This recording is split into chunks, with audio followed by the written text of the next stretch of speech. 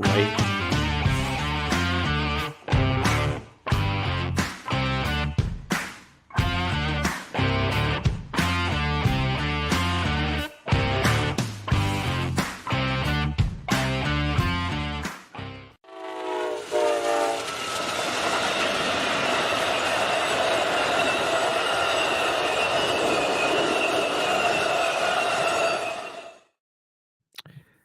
Good evening, model railroaders, and welcome back to the Second Section podcast, where it's just regular folks talking about model railroading.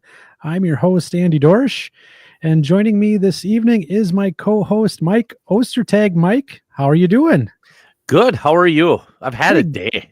Yeah, me too. Yeah, I've had a week. This is gonna be a welcome escape from the last couple of days. It's just been crap. That's all there is to it. Amen to that. I think it's gonna be a great show this evening. And I'm really excited. The topic is going to be about operations and a new way to look at those operations. And we have in the studio with us this evening, we have Steve from trainwaybills.com. Steve, welcome to the Second Section podcast. Thanks very much, Andy. And hi, Mike. Hi, Steve. Yes. It's almost like we just met. Absolutely. So, Steve, you're a first timer here to the Second Section podcast, and new to our audience. Would you be so kind as to give us a bit of an introduction about who you are, your interests in model railroading, and kind of what we're going to talk about tonight? Okay. Well, I'm Steve. I'm an entrepreneur from the UK. I have a background in IT. I've also been involved in the music industry, involved also in TV, film, and online media. I've got an active interest in engineering for the last 20 plus years. In fact, I belong to an engineering society, or a SME, who have multiple railroad gauges from 7 1/4, 5-inch garden rail, gauge 1, O scale. We've got the British 00, and then we have American HO section, which I belong to. And we have a large club layout that I often operate at. I've been into model railroads from the age of about 6, when I had my first oval, as you all start off with. And it had like 2 spurs off the oval, so you could actually run out of the spur, around the oval a few times, and into the other spur, which got boring real quick. So that got ripped out at the age of about 10 to make way for my first taste of actually doing some operations on a layout. I wanted to build a layout all the way around the room. But that space was soon taken up after some time by my father, who turned it into a workshop. So there was a long hiatus as that railroad was never built. So much later, I joined the engineering society because I was reintroduced to model railways and engineering again, which fueled my childhood addiction, shall we say. But now, up to date, I have a purpose-built workshop, which has been purposely designed to include a multi-deck logging and mining narrow gauge layout. And Mike, you think you've got troubles. I'm modeling 5.5 millimeter scale, or 1/55th. Yeah, see, Andy, I always told you there were people more crazy than me out there, and you said no. And I'm like, yeah, there is. See, that's crazy, dude. Yeah. So it's basically 5.5 N3, if that makes sense. Yeah, good luck. Yeah. So I'm assuming you have just equipment is readily available. You have the pick of the litter. So no, I'm going to guess it's pretty difficult to come by. Is that true? What do you use for rail? What size? What code rail do you use? This is specifically why it's 5.5 millimeter scale. It's because using HO track makes it exactly 3 foot. So I can use HO track. I can use HO bogies, HO drivetrain. So it makes it readily available off the shelf. And the only thing I have to worry about is actually building the cars themselves or loco bodies and things like that. And That's I've got cheating. 3D printing available, so yeah, that's cheating. I don't know about that. I think that's pretty ingenious. It is. It's just whatever. Yeah, but cheating. I mean, you go on about people, these so-called modelers that just buy stuff and open the box, and that's it. That's as far as they get with it. Yeah. Well, yeah. Good point. This is real modeling. But my main interest, obviously, and focus is on freight operations, prototypical switching, which is what brought me on this particular journey. And here we are. Yeah. So this is really awesome. So I know you and we basically just met via just the show and the internet and all this. But the interest in diving into operations, that's where our conversation kind of really took off. And so so why don't you go and just give us what's the topic we're obviously we're talking about operations. So what's the topic that we're going to be getting into this evening in particular? Okay, well, I can sort of run down what I'm going to go through. I've got a list of stuff, so I can just press the magic button here. Okay. So why aren't we that fancy? He's so fancy. So what I'm going to do later. What I'll do is I'll give you an overview of car cards and waybills themselves, just in case some of you may not be familiar with them. I'll go through advantages and disadvantages. We also have an on-screen mini op session, so I can demonstrate the movement of cars within industries and yards. And I'm going to show you how easy it is to set up using our system in particular. In fact, we're actually going to set up a layout and complete system live on the podcast just to prove it doesn't have to be complicated or time consuming. So awesome. Let's dive in. Right. Well, at any time you are going to have to interrupt me because I can waffle on this subject for hours, and I'm going to try and fit this all into one podcast and not let it drag on. So I can also talk quite fast. So feel free to slow me down if I'm going too fast. Yeah, we'll do that. And that's a cue to the section crew tonight out in the chat. So if you guys have questions, make sure that you get them in. And if I don't get them up on screen and ask them right away, I will be jotting them down to make sure I circle back to them as well. So, so make sure you ask questions because there's going to be a lot of content that's going to be covered this evening. Well, yeah. I mean, at the moment, this is a very hot topic anyway. So there's a lot of interest. So questions are very welcome as we go along. We've got 3 hours, but yeah. We've got 3 hours. I'll try and fit it in. No, we should be good. We should be good before anyone starts thinking, "Oh, I better, take a coffee." I've got mine ready. So. There you go. All right, let's get into this. Right. So, fundamentally, there are several ways to operate a layout. Number one is just random switching, which I actually call dirty ops, which is basically you randomly operate your layout and say, right, I think I'll take these box cars from here and I'll drop these flat cars over here. So there's no real thought into what commodity you're moving or how often something is moved.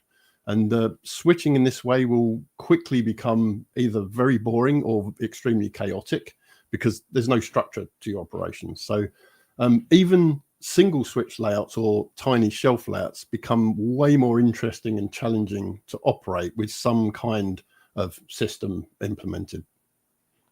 So the next one is switch lists, which a lot of you are probably going to be familiar with.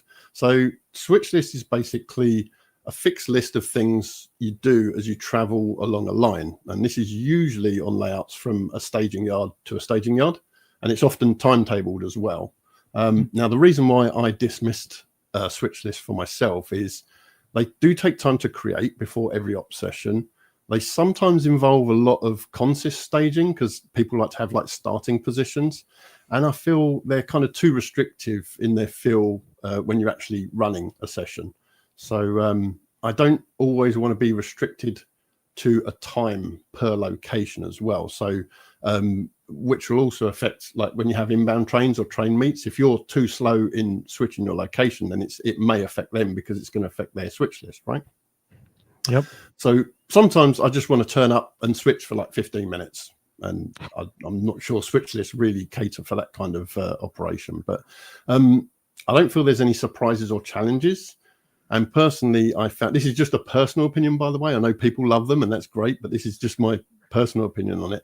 I just found them a little bit too boring, repetitive, and restrictive for my own personal needs in model railroad operations. So yeah, I know many people use them, and that's great if it works. But they are often used, I've heard this quite a lot recently, as a fallback system instead of using car cards and waybills. So they'll just say, I'm not going to do car card, I'll just do switch lists, and they use it as a fallback. What I'm trying to go for is a dynamic freight flow to my sessions and industries. I want to feel the industry is producing something and being shipped out. Because at the end of the day, we're trying to enjoy our layouts and make it more interesting and fun to operate, right? Yeah. So I chose car cards and waybills, which is pretty much why we're all here, I think.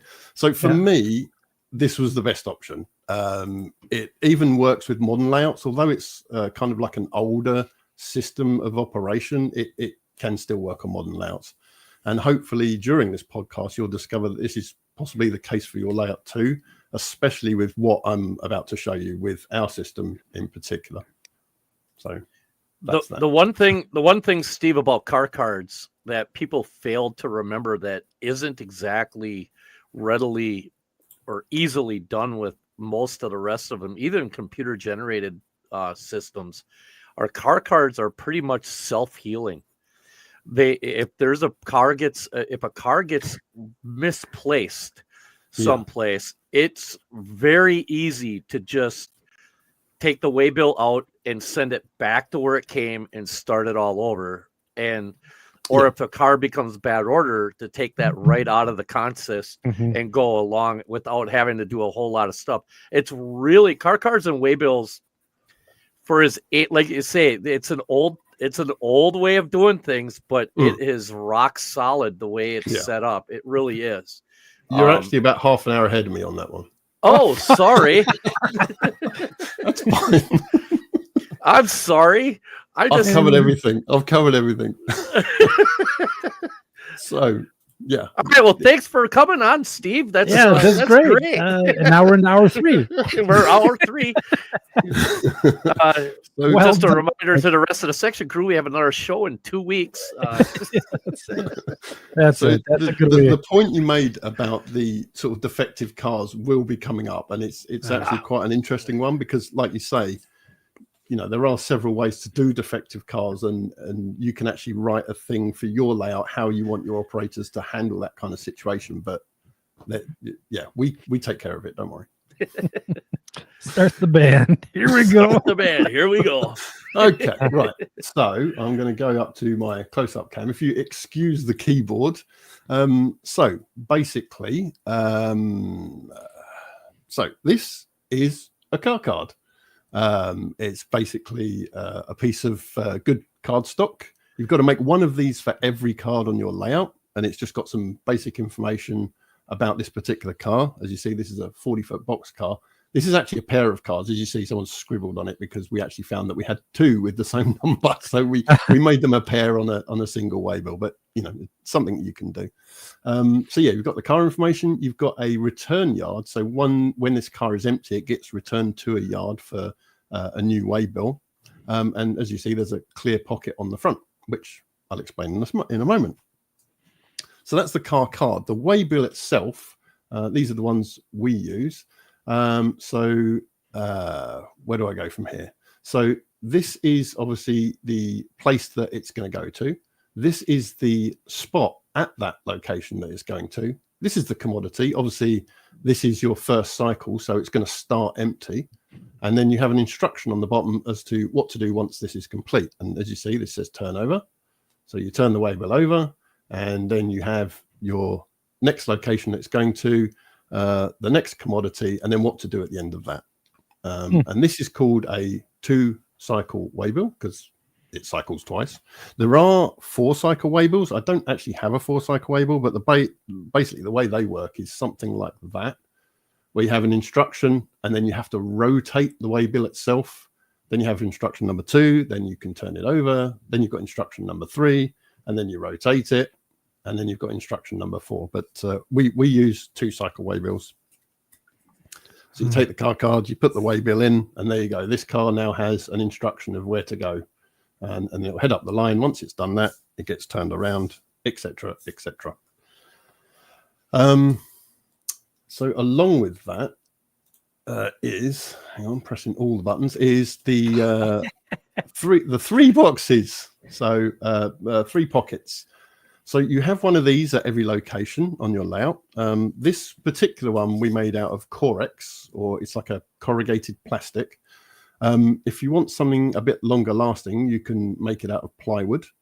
So what happens is when you turn up to a location, you empty the pickup box, you pull the cards out, you put them to one side, you move the hold cards to pick up, you move the set out cards to hold, you turn the waybills round of the ones that you just took out, and obviously you've turned up with a bunch of cards which you're going to set out.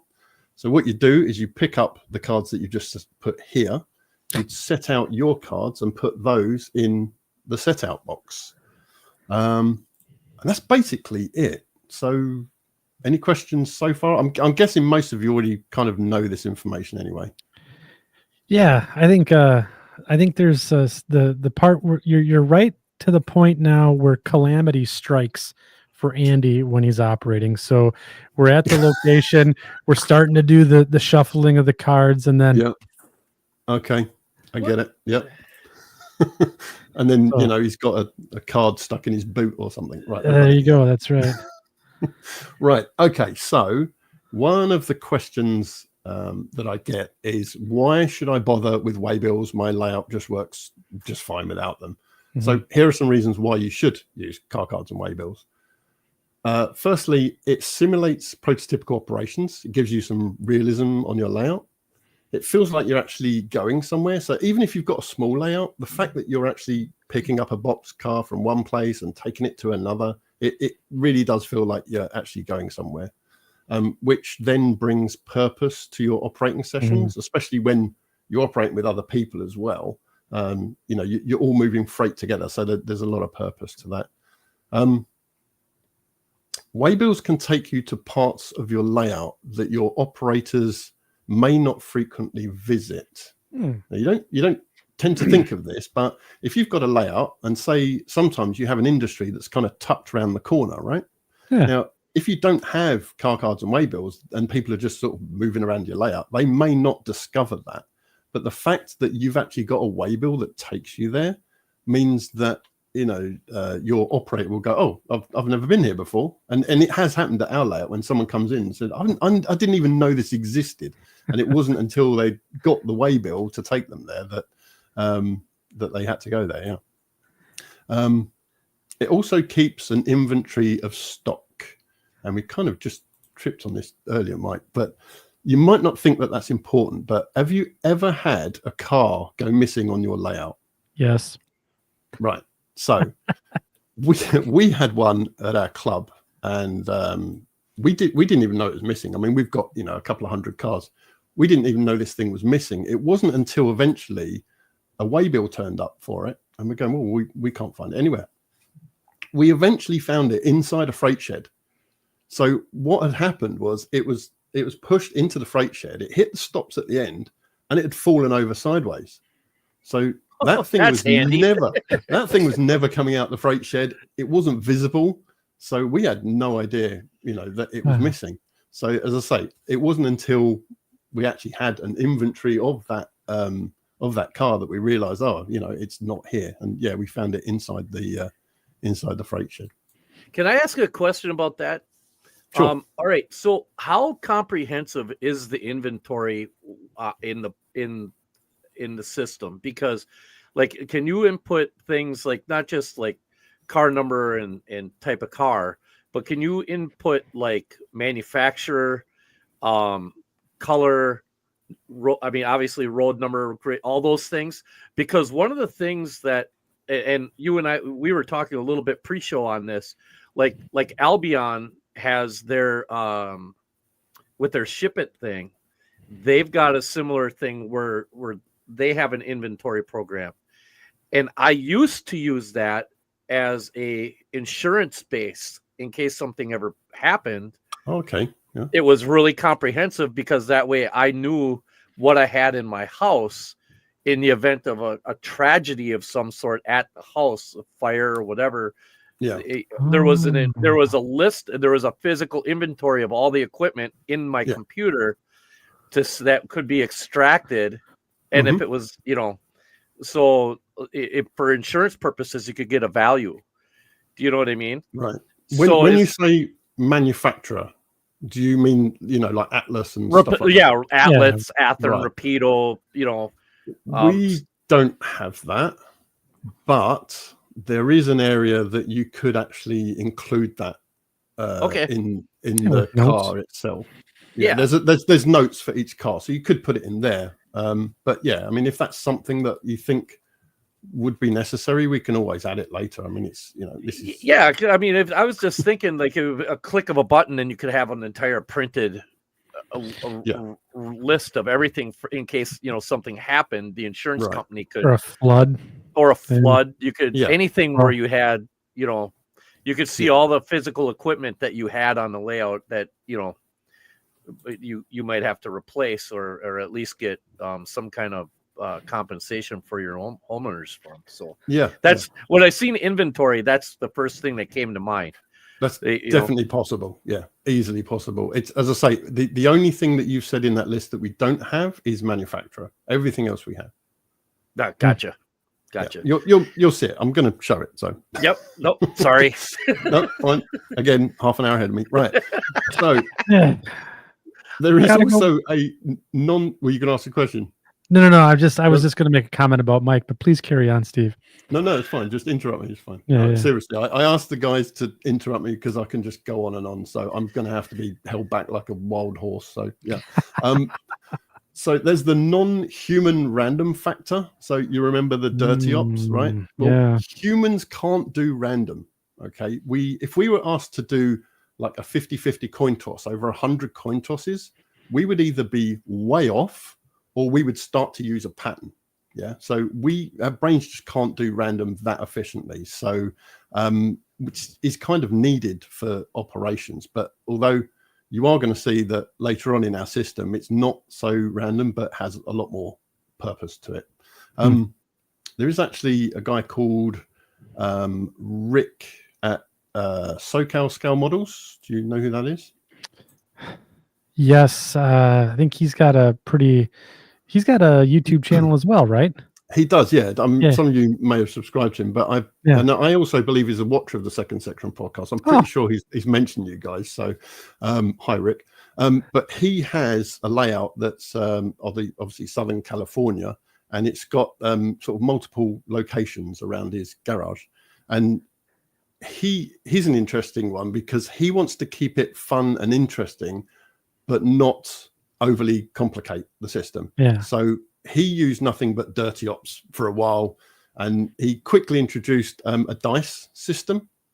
So he started rolling a dice, and it would basically tell him what cards to drop off where and what cards to pick up. So, I mean, it's random. It kind of worked, but, there was still no thought about what commodity it was picking up, where it was actually going to be shipped to and all that. But it took away his need to be random. So he introduced the dice. So then he's progressed from there. He's now started to implement car cards and waybills, although it's still not without its issues. So I am going to highlight a lot of the issues that he's having later, but hopefully this could help him out.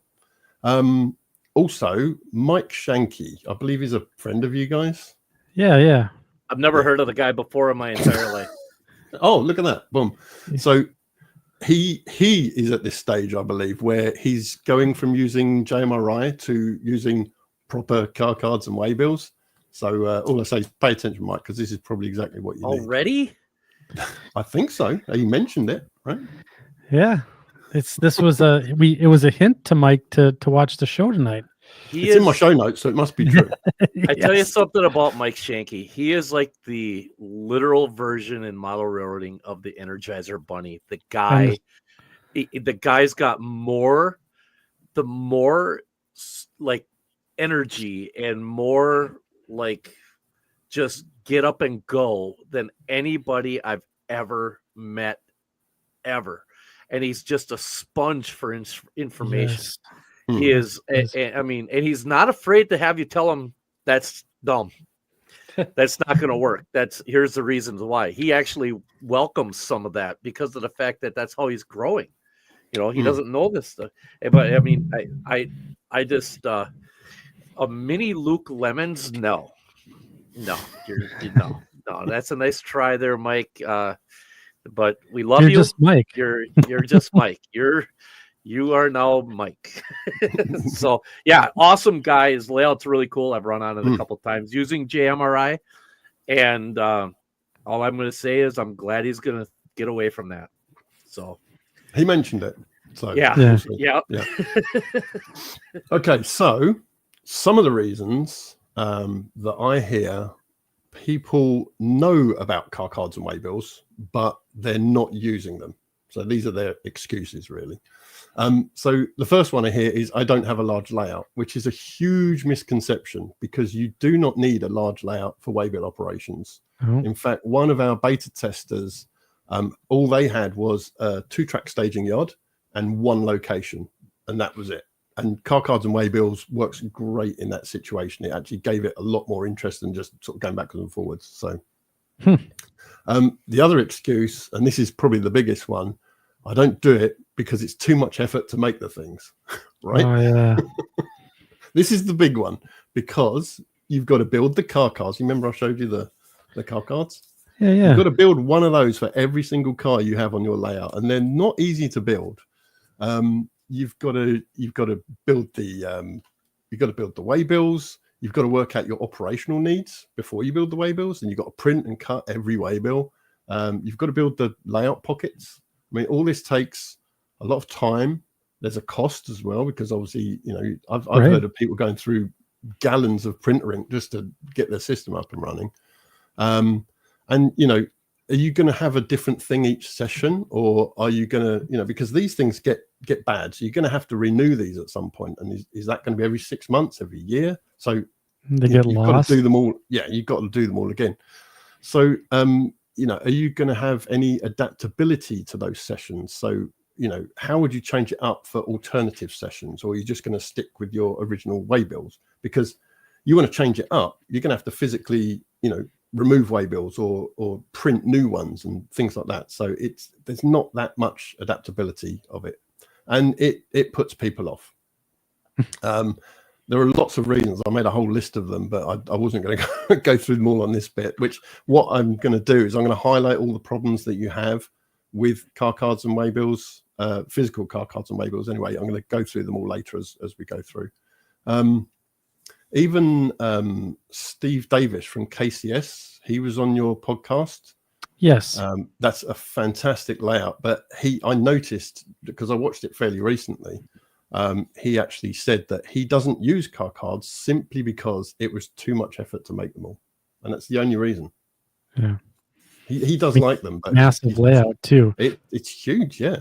So there are issues, as you can see, and it does prevent people from getting into operations on this layout. So on this level. So I totally get it.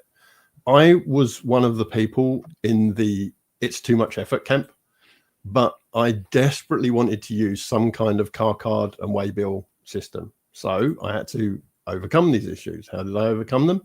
I built my own digital car card and waybill system and called it Train Waybills. But I'm going to say, ta-da, big reveal curtains. Yeah. Don't be scared, because I know as soon as you say digital system, it triggers a whole bunch of people. But I'm going to say, pay attention, because I promise you this is far easier than you're thinking right now. There are huge advantages to using Train Waybills, very little effort compared to other methods. And if you're worried, then life is hopefully going to get a whole lot easier for you. So, yeah. Mike, Come on now. Yeah, me scared. Come on, Mike. Get in there. So let me go through some advantages of using train waybills over car cards. So we've gone through all the different ones, and now it's comparing train waybills to a physical car card system. So firstly, FFWS. Anyone want to take a guess?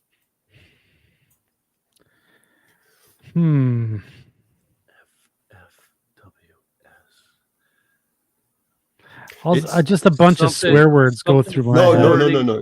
It's freight forwarding waybill system.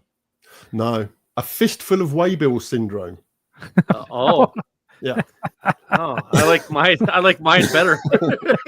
So again, these are the advantages of using train waybills over physical car cards. I mean, this image here is just showing you 13 cards. Now, some consist 20, 30 cards, right? You're going to have to carry physically those 30 cards around with you, and you're definitely going to have a fistful of waybill syndrome with that. So with that comes its own problems, because, you've got all these cards, you're going to be dropping them on the floor. If your layout is anything like, I told you half an hour ahead of me. So if your layout is anything like our club layout, we store all of our building materials underneath. We've got, drums of cables and boxes for stock and all that kind of stuff. You drop 30 cards down there, you may never see them again. Okay. And you're not going to print duplicates, because you're just doubling your time and cost for everything. So they're gone, right?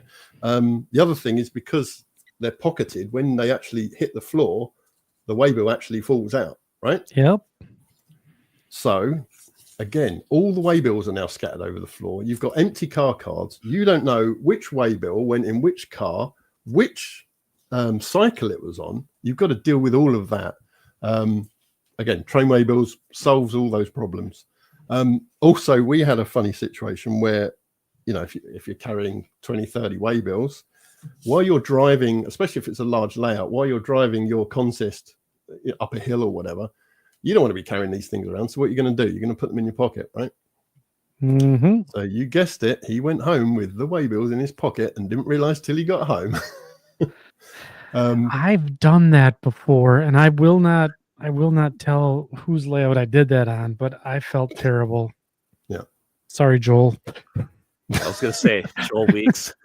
Weeks. So it's probably not too much of a problem if you're coming back the next week or whatever. But if it's someone who only visits your layout maybe a couple of months, especially if they're a visitor and they're never going to come back, you've got to redo all those car cards. You've got to sort out what cars are missing or what cards are missing, so you can move the cars around and make a list of what ones you need to reprint. So again, all that, forget about it. Not a problem anymore. Yeah. You've got to think about also curled cards. Yeah, because these things, they get really curled up and damaged, and especially if you've got a Hulk on your layout, he's squashing the cars and they all get greasy meat hands. That's greasy meat hands. There you go. Yeah. Oh yeah. After coming out of the crew lounge, yeah. Okay. Well, you got greasy meat hands, and you just not only you're shuffling around the cars with the greasy meat hands, but then you're crushing the waybills, and it's just it's barbecue pork on the waybill. There we go. Yep. Absolutely. I didn't even make a note of that one, but that's a good one. Also, you have messy pockets. So, as I said, you've got one of these pockets at every location on your layout. So if you look at this one, it's looking a bit battered now, because obviously it's having, waybills in and out all day long. Well, not all day long, but during the session. The sticker that's on the front of it is starting to peel away. You see the dog-eared car cards there, and that peg, that's because people just couldn't get used to the fact that if you have an off spot, and we'll go into details of what that is, but if you have an off spot, we turn the card around. They just couldn't get used to it, and they didn't know, what am I supposed to do with this? Oh, this card's the wrong way around. I'll turn it back round, things like that. So we actually put pegs on them now with a flag on saying off spot. But I mean, look at that. It's, you don't want that kind of stuff. Boy, I must be the world's worst operator, because I've done these things like, oh, that one's the wrong way. You're the reason why I made this. Yeah, probably. So you don't have to build any complex boxes. There's no mortgage to get for all the wood. You don't have to build the actual cars or waybills, none of that. So if this is the kind of thing that really puts you off car cards and waybills, then please stay with me because it's going to get better. So here's the situation. What car was I supposed to be picking up? Now this is actually an op session that we had a couple of weeks ago. Oh, Andy, you've done this, right? Yeah. So I've arrived at the location. I've removed them from the pickup. As you see, the one that's out of the box furthest to the left, they're my pickups. The one directly above me here, that's my set outs. And while I was picking up and setting out, because you can do it in any order, I left them on the layout there. And then we went to the crew lounge for a break.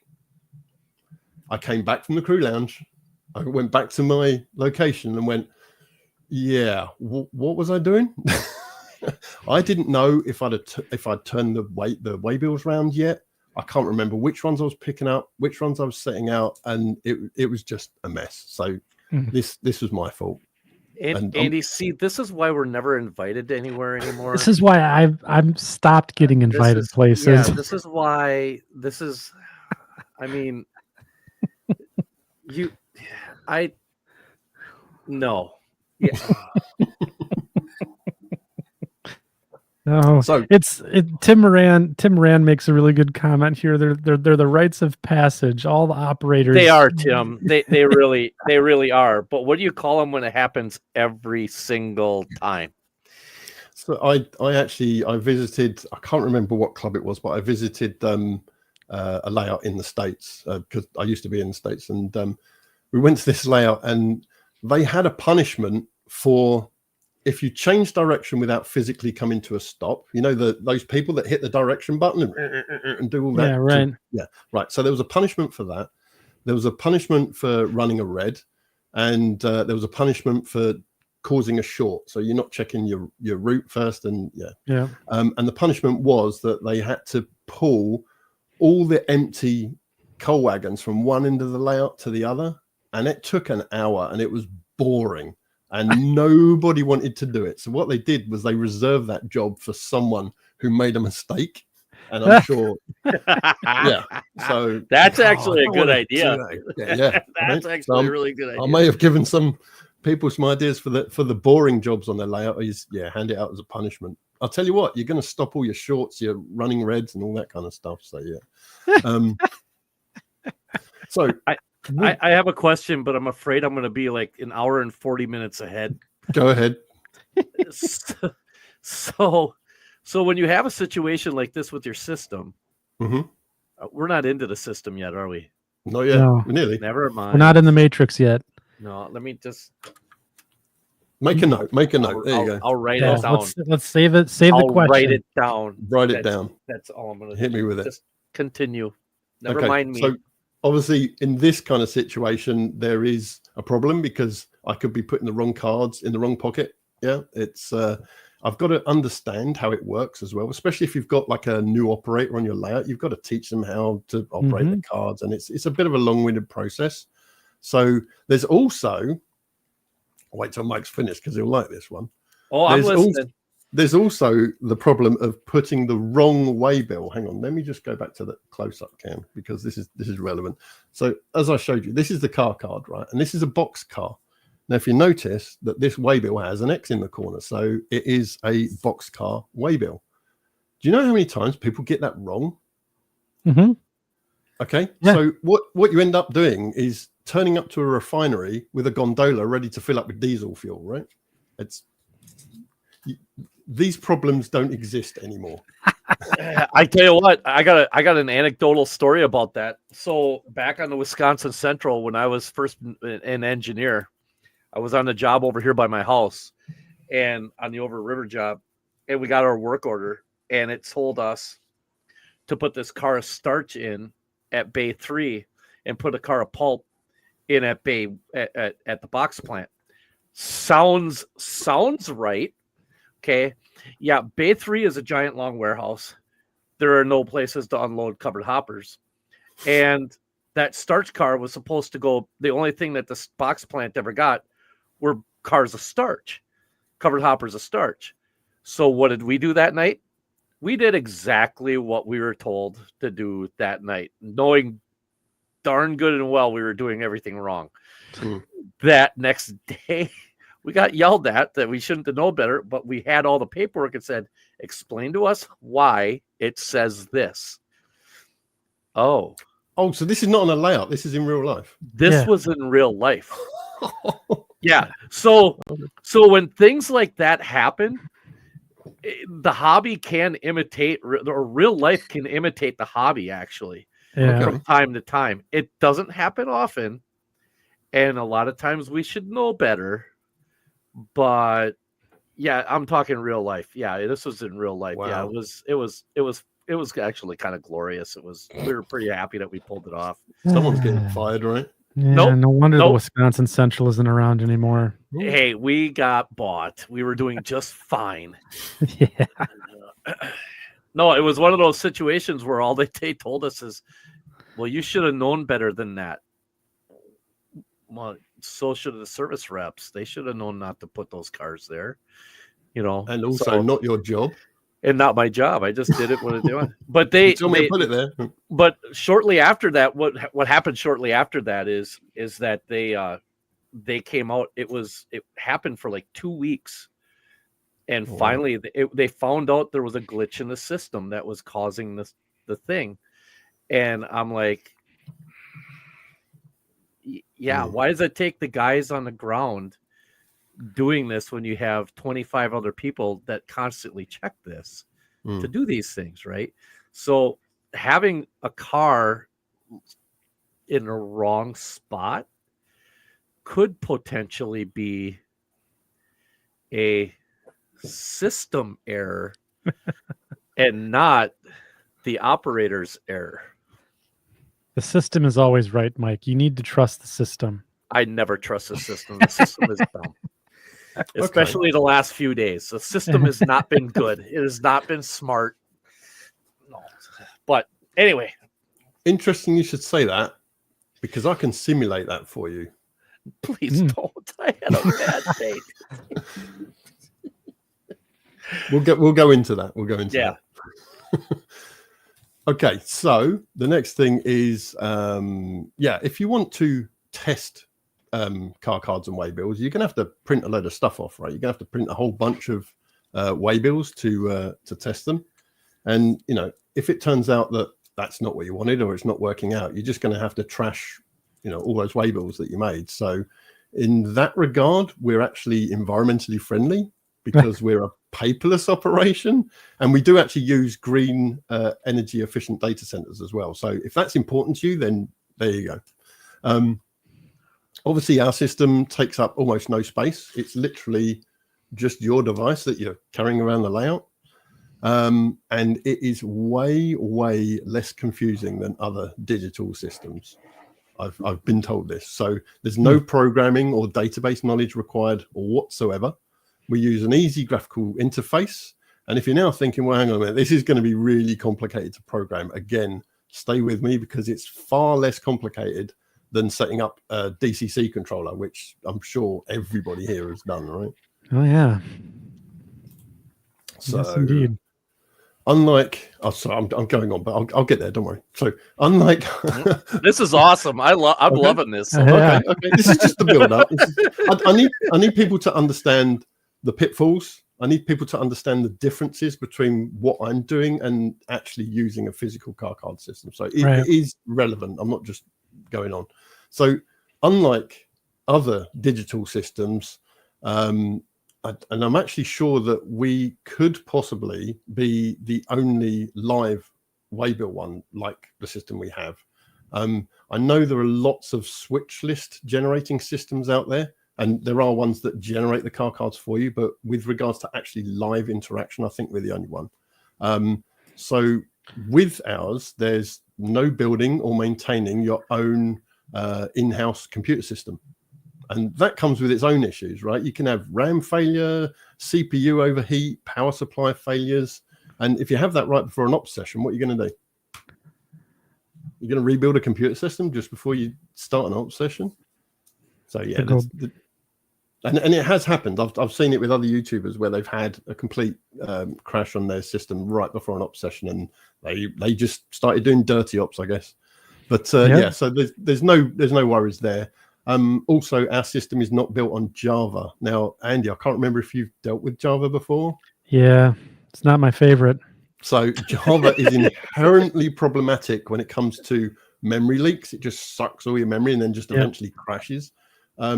You get file corruptions as well. So you can actually have corrupted data where you have to re-enter it, or, you know, hopefully you've backed it up. But, you know, if you haven't and you forgot, then goodbye all that data. So again, with our system, you don't have any of those issues. So the only drawback would be what, internet connectivity. So if I don't have internet, or is there a way to do it offline too? It's kind of funny you should say that, because that's what someone says. So, well, yours relies on internet. Now, I would say in this day and age, everybody has Wi-Fi access on their layout. And if you don't, it's really not that hard to install a repeater down near your layout and just wire in a Cat5 and boom, you've got Wi-Fi all around your layout. But saying that, you can also use mobile data. So it's not restricted to Wi-Fi. You can use mobile data as well. But there's get more on into that. The knots and ones. Yeah, just throw them out the window. Yeah. So ours has an extremely small learning curve for both. If you're a layout owner and you're constructing your layout on our system, or you're an engineer and you're actually operating on someone's layout, both have a very small learning curve. So that being said, basically what I'm trying to achieve is, and this was kind of like my ethos when I was building it, is I'm trying to take the stress out of, and this is where this picture comes in. What do I do with this card? When do I change the waybills? You know, when do I turn them around? And also, where did the rest of my cards go, right? Did I leave them somewhere else on the layout, right? So I'm taking all those problems away from you and giving you more time to actually operate and enjoy your layout, right? So, and by the way, if you're signing up to Train Waybill's site right now, I will say at the moment it's closed. You can sign up, but you can't sign in. We're going to do that at the end of the show. And also, hashtag totally sponsored. I've got a free trial account for everyone watching Second Section podcast, but we're going to go into the details of that later, right? So that's enough waffle from me. Oh, love the Waffle House. Let's have a look at how it works. Now, hang on. You may be thinking I created this image just to make a waffle joke, right? Yeah. But did you notice just above me here, there's some ballast and a rail? Yeah. Oh, yeah. All right. So a line-side Waffle House. It's a line-side Waffle House. So what happens is all the freight traffic is better than that, because this is a freight line only on the Norfolk Southern, and all the freight traffic comes in this one line. It goes round in a massive arc, and off that arc is spurs that serve loads and loads of industries. It's well worth having a look at. So it's basically in South Charlotte, North Carolina. I don't know if you can see the flyover in the background there. That is actually I-77, and this road here is Westinghouse Boulevard. So where you see I-77 meet Westinghouse Boulevard, have a look at that complex of industry. It is, I mean, it would make a great layout, to be honest. It is fantastic. But also, just look at the scene. Can you see the tree line there? Doesn't it already look like it's against the backdrop? Yeah, right. It's like you could literally take that scene and put it on a shelf layout, right? So, don't they make an HO Skill Waffle House? They do. Oh, they must do. They must. Yeah. See? Yeah. You need one on the Mascoutin Valley now. Yeah. It's too far north. Oh, yeah, that's right. We don't have Waffle Houses around here. Oh, okay. Bummer. I'd be there every Sad day. Shall we have a mini operating session? Yes, we shall. Yeah. Yes, have some. I've just yes, have some. Right. I've just got to set this up. Hold on a second. So Mike hasn't even seen this. Andy, I gave a preview to Andy, but Mike has not seen this whatsoever. Yeah. So this is all new to him. Arrowwood Industrial Park. That's cool.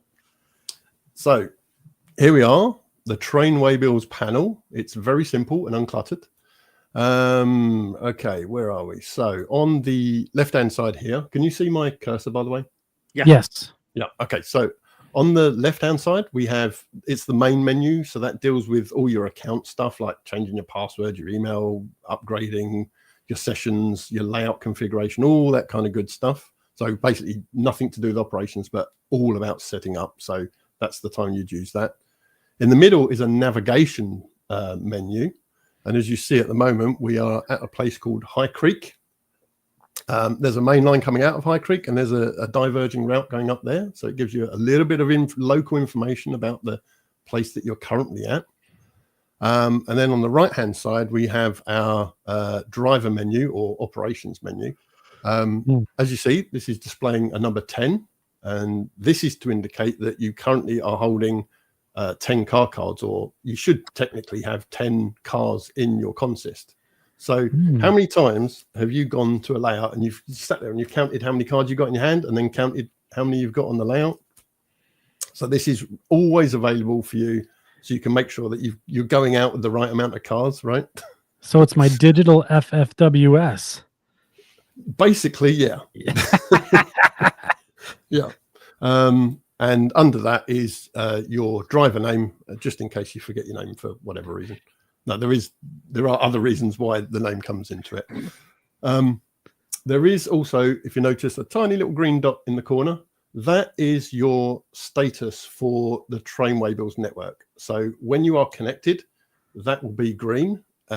If you have a disconnection for whatever reason, it'll actually flash red. So it will alert you that you've disconnected.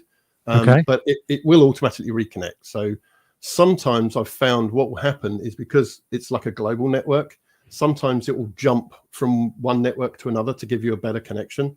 So you'll see that flash for like a couple of seconds and then it'll go green again. So it's not going to disrupt what you're doing. There may be a small delay in what you're doing, but it will come back, and then you can carry on with what you're doing. Okay. The operations menu. So there's basically 4 simple buttons. So first of all, you've got the railroad name at the top of this menu, so you know what railroad you're operating on, because sometimes you might already be connected to someone else's railroad and you don't want to be pressing buttons and stuff because you'll mess up their card system, the positions of their cars and stuff. You do have to be careful of that, but that's I guess par for the course, right? So you've got this operations button. This is like the main button that you'll use and will show you basically all the operations that you're doing for this location. You've got your consist. So if you want to actually view all the cars in your consist, you can hit that button.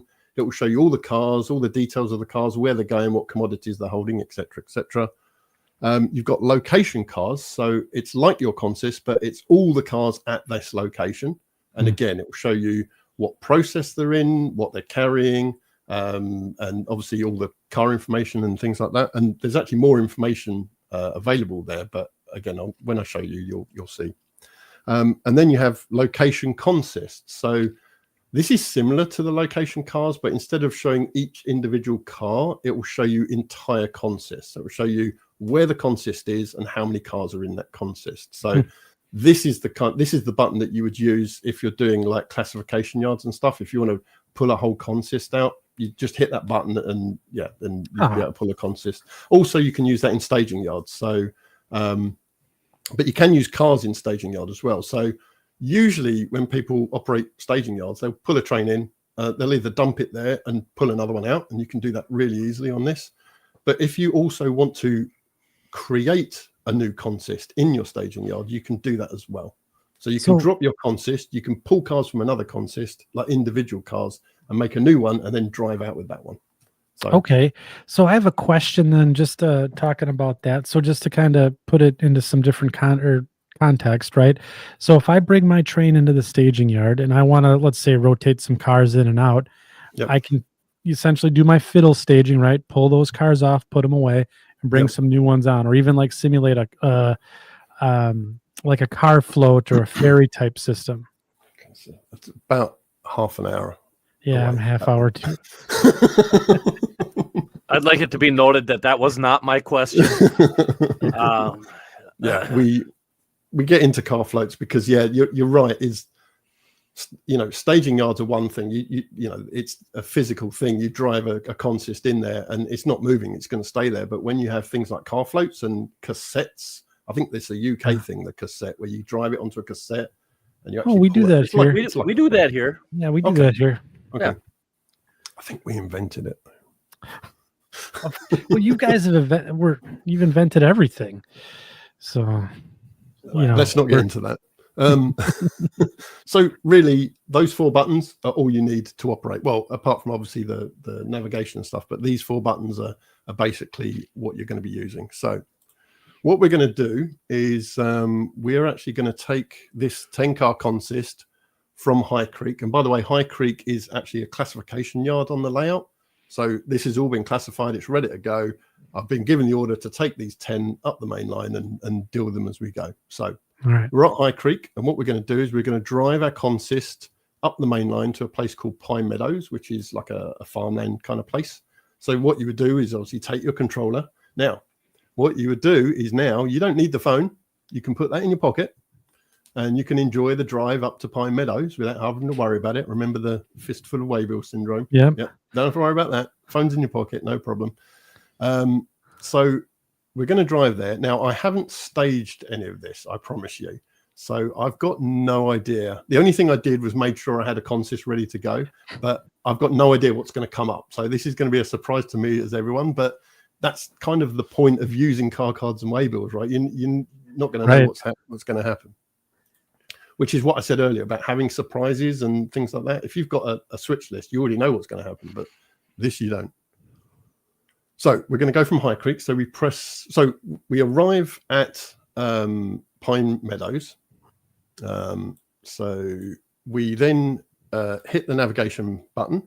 And then what happens is it brings up a diagram of our layout. And this layout is 6 locations. This is the main line up here. You've got a spur up here to Horseshoe Falls, which is like a logging industry. And there's another spur here, which is the Rockwood subdivision. If you see that High Creek is grayed out, which means we're currently at that location, or the system thinks we're at that location. We're obviously driving up here. And also it's underlined, and this signifies that it's classification yards. You notice all the others are not underlined. So that it's a quick reference as that's the classification yard. So we drive up there, we go to Pine Meadows, and we hit the button for Pine Meadows, and boom, there we go. So we're at Pine Meadows, and it's given us basically all the cards for this particular location. Notice that's it. There's no excess cards. We've got a 10-car consist, right?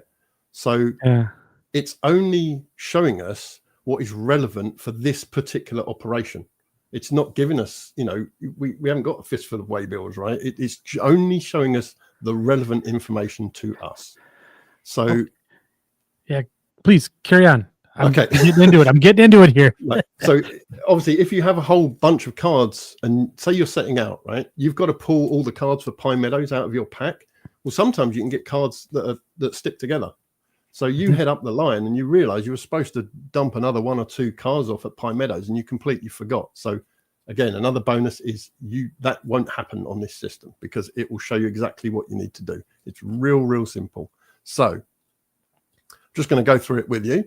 So if you notice as well that they're a nice large font, simplified information. Here we have, and you were saying earlier, Mike, about the colors and stuff like that. So here we have an icon displaying that it's a gondola. It's a brown gondola. It's 26 foot because this is a narrow gauge one, and nice bold 918 with the relevant information for this operation. It's not going to give you all the information of the waybill, just what you need to operate this location. So this is going to go to Pine Hill, which is eastbound, which is the way we're heading. It's currently empty and it's currently located in the grain and mill silos. Okay. So we're going to have to pick that up. And you can just have a quick scout. We've got a stock car here, which is full of livestock. This is going to Pine Hill. That's also eastbound. We've got a grey reefer here. which is currently in the marketplace, and this is going to Rockwood subdivision. Well, Rockwood subdivision is actually westbound, so we can actually leave that here. We don't need to pick it up, but you can pick it up if you want. You don't have to. So the point is, if there's a westbound coming in the opposite direction, you can leave this card here as per your layout instructions that only pick up the eastbound cars, and the westbound will be picking that up. You'll be leaving it for the westbound, okay? Or if it's just a small layout like this, you'll be picking it up on your way back. Yeah, because remember I showed you the layout here. We're going to head up to here. We're going to turn around and we're going to head back to the classification yard. Yeah, doing a turn. So we're gonna leave that for our way back. Now notice these are green, so they are your pickups. And we've got the red ones, which are our set outs. And notice at the bottom, it says set out or off spot. So obviously, if you haven't got room to place it, you're going to have to off spot it. But again, the system takes care of all of that for you. So we have a first question from the audience, Steve. So does the system know the standing order of the train before it leaves the staging yard or the yard? For set outs, yes. It does. Yeah, you can, I said that one of the, actually I can bring it up here. I said you've got your consist. Yeah. This will show you all the cars in your consist, where they're going and what commodities they're carrying. But does it have the actual order of them on the train itself? No. That's actually one of the things that I may be putting in later. It's not in your particular car consist order. Yeah. Yeah. It's this screen also isn't in car consist order. What it is it's grouped into, and you'll see at one of the busier places, it's grouped into spots. Because what you want to do is, if you've got a whole bunch of cars that are coming out of a particular warehouse, you want them all grouped together. You don't want them scattered around. You want to know, I need to pull 3 cars from this place, and these are the 3, and you can have that on the screen, and you can easily see, and they're all grouped together. But yeah, so they don't like blocked. I think kind of. It just displays it in that order. There's no. Yeah, I know some people are a bit like that, where they would like to have all of their cards in order of their consist. We don't do that on this system, but that doesn't mean that we can't do that. In fact, I do have a note. I because this is a brand new system, we haven't implemented that yet. There are complications to that, but yeah, it's something that we can add in the future if that is necessary. But to be honest, when you see how the rest of it works, it's not really that complicated. Yeah. And you can also use some people use the little chips on the top of the wagons. When you so what you do is you go through all your cards and you put the chips on top of the wagons to say where they're going to be classified, and then you can just basically dump all the cards and you can just put them in the classification yards like that. So yeah, it was going to be like a drag and drop. You're absolutely right. That's exactly how I was going to do it, but I didn't want to take time building that part of it. I wanted to get this out and then work on future things. Features later. So anyway, so we can take the Pine Hill and we can take the 2 Pine Hill cars. We can leave the Rockwood there. We've got 1 to set in fact, we know we've got 2 to place in Marketplace, right? So we need to check that Marketplace can handle all of that, because this is going westbound. So I don't physically have the layout in front of me, obviously, but I can use the system to check. So we're checking Marketplace. So what I can do is go to my location cars, and now I can scan for Marketplace, and we can see that there's only 1 in there, and my Marketplace can handle 3 cars. So we've got plenty of room to put those in. Also notice this gondola here hasn't appeared on our mini switch list, basically. But it does say that it's at the grain and mills silos. It's currently empty, so it's loading. And it's available in 1, which means that on the next process, on 2 processes, it will become available. This has to go to a 0. Yeah. So you remember the boxes? Yeah. Where it shuffles along. So it usually takes 3 processes for that set out car to appear as a pickup, right? So this is what this is demonstrating, is that how long until it's available. See this one, this stock pen is available in 0. So basically the next train that turns up when it processes will be collecting that. So you can actually tell how long cars are actually going to be sat at that location, if that's important to you. But they're not in any specific. You have to actually look for the. You actually have to. This is the only location to see where cars are on your. That you need to switch on your train. No, this is the location cars. So this will show you where all these cars are on the layout. Yeah. No, at this location. So you're in the town of Pine Meadows. All of these other cards and cars there, those are different industries within Pine Meadows, correct? Correct. Yeah. Yeah. So go ahead. So I think what you're doing, Mike, is you're getting ahead again. What you're thinking is I run this layout. I want to see where all my cars are. That's coming. Yeah, because like when we leave a yard, yeah, we do it every day. Mm-hmm. So when we leave the yard, we know before we even leave the yard where all the cars are that we need to set out and pick up at the industries. We know what industries we need to set out and pick up before we even leave. You know what I mean? Sometimes we don't necessarily know what track they are on. But we have a general idea because, like, we have a place called Western, well, just for lack of everything, Western Lime, and they've got 2 tracks. And typically, if you got to pick up, you always set out on the opposite track. You can see where they are. You physically can see the cars that you have to pick up. So you just set out on the opposite track. It's not like it's just all one location with 2 tracks. Right. So this is before you've even started, you already know where all the cars are up the line. Yeah. Right. Yeah. Okay. This doesn't do that. This is only basically catering for, because that may change, right? Right. Yeah, it does. And it does change sometimes. Right. Yep. So, you only need to see for the sake of model railroading and operations, you only need to see what's happening where you currently are. Because the next place you're going to, if you look at it now, by the time you get there, it may have changed. Gotcha. Right?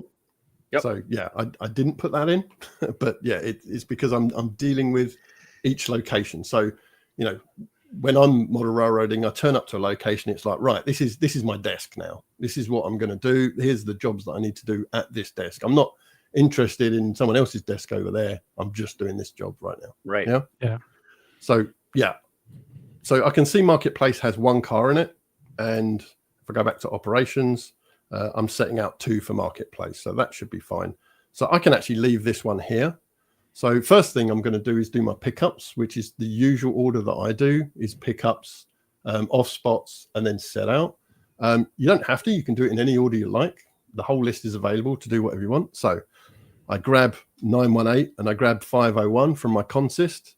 I put 918 into the grain mill silos, and all I do is click. Sorry, I'm doing it the other way. I'm picking up 918 from the grain mill silos. Once I've done that, I just click that button, boom, and it's disappeared from my switch list. I don't have to worry about it now. I've got it, right? Gone. And then your number changed from 10 to 11. Yeah. So I now have 11 cars in my consist. So the next thing is the stock car. I'm going to pull that from the stock pens. And again, boom, it's gone from my switch list. So I now have 12 cars in my consist. I'm going to leave this one here because we're going to pick that up on our westbound. Okay. And then I can dump these 2, 811, 812, and 112. And I can see it's a grey box car and a white reefer. And I'm literally just going to go set out, and I'm done. My switch list is done. So, okay, now I have another question. Sorry, Andy, go ahead. No. So Bill Moody has a question here. So what happens if there's not enough room for a car on the siding? We're going to, trust me, when we get to the other place, that's going to happen because this Pine Meadows is really quiet. Yeah, there's not a lot of waybills to and fro at this place. Yeah. So that's going to happen. Trust me. So is there any more questions about that particular bit? No. And then let me see here. Oh, the Bill had another question, and I said we're going to get to it, but could this system accept a roster load via like a CSV file or something of that nature? We looked at that, and I looked at different people's CSV file outputs, and they were all different. Yeah. So the problem I have with that, I mean, certainly it's something that I've thought about, and I need to find a way to overcome that. The problem with that is everybody's going to have a different CSV. So when you import, it can really corrupt data. So I'd like to implement that, but I need to think about how that can realistically work for this database. Yeah, basically creating a standard template for customers to use to load up. But then what's the point? Because if you're going to enter them on a template, you might as well just enter them in the system. Yeah, I suppose. When you see how easy it is, then yeah. Could you define what you're defining as off spot? We're getting that a couple of times here where, you know, right. So off spot would be, so if you have, say, a warehouse with 2 doors, right? You have a warehouse with 2 doors. It already has 2 box cars sitting at both doors, but you've got an order to set out a car there at this industry. They've placed an order. They're getting a delivery for this car. You don't have anywhere to put it because these 2 are still getting unloaded. So what you would do is you would park that box car that you're setting out somewhere close by. It could be pretty much anywhere there's space. So it's ready to be put in a spot once one of those becomes available. Right? Okay, does it have to be on that customer's track? No. Okay. No, the system doesn't define where you're putting it when it comes to switching locations. You can put it anywhere because in my experience, when you have an off-spot car, that thing can get shifted around quite a few times because it just gets in the way of everyone. So it's constantly moving. As long as it's at the location, then someone can find it and eventually put it into the correct spot. And like I say, it will show you that you need to do that. So that the system takes care of all of that for you. Yeah. So we always used to use a spot number called 00. That was our off spot on the WC. That's what we always used was 00. That was it. But it had to be on a customer's track. See, that's right. that because otherwise because it can be shown as delivered, but at the customer, but not spotted. Right. So again, when it comes to implementing realism into a model railroad environment, you can't bring everything from real life into it. What you have to do is define that in your layout operations. Right. So this system will take care of it, but you can define as the layout owner that, right, any off spots have to go on a customer track. They cannot go anywhere. And you would define that. Yeah. Right. That would just be part of your ops. So the system would show it as off spot. And as a layout owner, you can define what that means to you. To be able to put every kind of different scenario into this, it would just be so complicated. And I think that's a problem with a lot of the other ones is they can be overly complicated and people just go, I quit. I'm not doing it. Can you define the number of off-spot cars allowed at an industry or for an industry? No. Or is it just infinite? No, it's infinite. If it fits, it fits. If it doesn't, then you're taking it back. So there is a question from late night here. Says, can you undo actions easily? Like if I made a mistake or didn't mean to pick up a car yet? Not as an operator, but as the layout owner, they can correct stuff. They can move cars around. They can remove waybills. They can add waybills and all that kind of stuff. So they can manipulate the data, but operators can't. And that is simply a safety thing. Because remember I said about putting cards in the wrong pocket? Yeah. You give an operator too many privileges on a system, they will wreak havoc because they will press the wrong button. So, I mean, it's real simple. It says pick up, you pick it up, you press the button. Yeah. Right. Yeah. But then there is, yes, you're right. If they say, oh, I didn't want to put that one in there. It won't give you the wrong car because it just won't show up. If you've got a car that's going somewhere else, it won't show up here because it's not relevant for that spot. So these cars are relevant for this spot. So yeah. But yeah, if you, for instance, if you off spot a car, then what you can do is just reload or just press operations again, and it will appear as an off spot car, and then you can place it. So you can correct that. But if you've placed it and it's off spot, you'd have to consult the layout owner to correct that. Okay, or if I made an erroneous pickup, like let's say I picked up 126 here and I didn't want to just yet. Right. And it would just be on my train until I went to and fro? Or No. Could I? So what you can do is I can pick up 126 and say, right, well, I've moved it out of the industry. And actually, you may want to do that because 126 has finished processing. It's either loaded or unloaded. So you can pull it out of the industry to make space for another car going in, like an off spot, for example. Yeah. Well, now I have that car, but I don't want to drag it up the line with me. I need to bring it back again. So I go into your consist. There's 126, and I drop it. So now when I go back to ops, it's now available again as a pickup. There you go. But now it's not at a spot. It's at the location, which is technically an off spot, but it's ready for picking up. So I think that answered the question there. So if you want to pick it up later and need to put it back in that location, you can. Yeah. So yeah.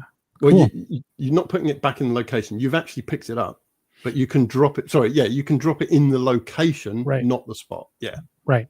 So yeah, you can do that, and you can use all these functions as well if you're operating like a pair of locos. Doing like if it's a really big location, you can use all these features to shuffle cars around. That's cool. You've picked it up and they say, "Oh, it's all right. I'll take that with me." Well, you can drop it and then they can pick it up. Yeah. So like if I had we can get into that stuff later. I want you to carry on with the demonstration here. Right. Here's one more, Steve. How does the system have a maximum capacity for each industry like you're doing? Does it know that you're only supposed to you can only handle one car at a time or 3 cars at a time? No, that's defined. I know there are systems that do that. That is defined by basically your layout. Okay. This is just taking care of the cards. Gotcha. I could do that, but to be honest, I don't really see a lot of point to that because, if you've got an 80-foot high cube going in a spot or 2 40-foots, you would have to say, right, well, I can fit 1 80-foot or I can fit 2 40-foots. You'd have to enter all of that data. Whereas to me, that's kind of common sense. You've got space on a track. Can I fit what I'm supposed to be dropping off or do I have to off spot it? That's how certainly we operate our layout. There's no defined amount of cars that you can put in a spot. Yeah. Right. So we're done at Pine Meadows. So again, we put the phone away. We drive up to Pine Mills, enjoying the Pine Hill, enjoying the journey. Now Pine Hill is like a town, and it has a port, a mini sort of wharf on it. So there's a lot of there's a barge there, but it's not a barge float. It's basically barge dockside loading. So this gets busy. So I go to Pine Hill, and again, it's given me a switch list for Pine Hill. Now, as you see, this is a bit bigger. All right. It looks intimidating, but remember, fistful of waybills, right? This is actually far, far less waybills than you'd actually be carrying with you, and far, far less than is in the boxes. Don't forget, when you arrive, you're going to be shuffling cards around. You're going to be turning waybills. You don't have to do any of that, right? So I didn't see any off spots though. No, off spots show as yellow, but they will come up. Don't worry. So let's try and speed this up a bit. So we've got one going to Rockwood subdivision. That's again westbound. We're going to leave that. We've got one at the bakery going to Rockwood. That's westbound. The barge ones you have to empty because the way I've set this up is when you park cars in the barge, they get unloaded and the next train has to remove them. So it's almost like a mini staging track. So it means that stuff gets moved around real quick. So, but again, what I can do, let's have a look at what I've got to drop off. I've got some barges to drop off and I've got 2 breweries. So the brewery only can handle 2 cars. So what I'm going to do is, again, I would check the layout, like you say, how many spots can the brewery handle? 2. Yeah. I know that. But I can check on a digital system. I can actually go and check it. Well, there's already 1 in the brewery, so it can handle 1 more car, and I'll have to off spot 1. So what I can do is, it doesn't matter because I don't have to prioritize them. They're both empty, so it doesn't really matter. So I'm going to set one of them out, and I'm going to off spot the other one, right? And it's disappeared from my list. So like I say, I don't have to pick that up. And all the barge ones I'll be picking up. Now, I know that every time I'm emptying the barge track, so I don't even have to look at the numbers, but if you wanted to, the numbers are there. So I would pick up this 1, 2, 3, 4 out of the barge. So now that barge track is empty. I've got them on my consist, and I can just drop all the rest of the cars, 419 into the barge, 501, 430, and 918. So they're now on the barge. And that's it. So these two are westbound. Now I've that switch list that we have has now gone down to that. Now I got another question. Go ahead. So if you have a spot like that, and even whether it's a barge or a staging type of situation, yeah. But let's just keep it simple for the barge. Okay. Is there a time increment associated with that? So like because otherwise it's the next session those cars are coming right back onto the layout, right. Or is that a situation where we can go and take those cars and take them off of that quote unquote barge, and 4 sessions later they actually come back? Right. So when you're dealing with physical car cards in pockets, it's limited to 3 turns until a set out becomes a pickup. Right. You can manipulate that, but there's manual human intervention to be able to produce that kind of detail. Our system takes care of that, and you'll see that when we come to set it up. That's all part of it. So again, half an hour ahead of me. So anyway, so we had the barge ones. We don't want to take those with us. They were all westbound. We've just removed them from the barge to make way for our ones that we're putting in there. So again, I can dump those ones off. That's going to High Creek. That's westbound. So I'll drop that. That's going to High Creek. That's Rockwood. That's Rockwood. And that's it. And all the rest are Walnut Ridge, which is, and by the way, when you said, can you see what cars are holding? You can see that this has got wooden support beams. These are empty, and they're all going to Walnut Ridge. So now we're going to go to our last spot down the line here, huh? Yeah. And look, you know the brewery that I off spotted? So it's appearing, because I've pressed operation, it basically reloads it. So it's now appearing as an off spot. If I just remove my camera. Did that remove my camera? No, it did not. Oh, it's because I'm in this mode. Hang on a second. Why am I in that mode? Right. Okay. So boom, there you go. Oh. So you see it says move. Yeah. Yeah. So instead of pickup, this one needs to be moved, and it tells you basically where it needs to go, what it's holding. But here's something unique. It's actually telling you how long it's been waiting as well.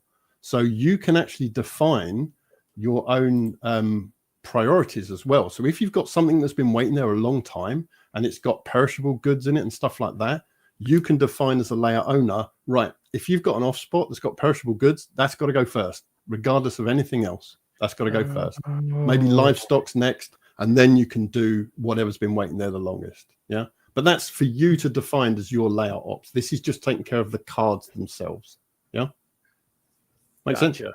So then that basically tells you when an off spot car is to be placed. No, it's telling you how long it's sat there. It doesn't know when it's going to be placed. It's going to be placed when it can be placed. No, I think we're saying the same thing, but just a bit different. Like, okay.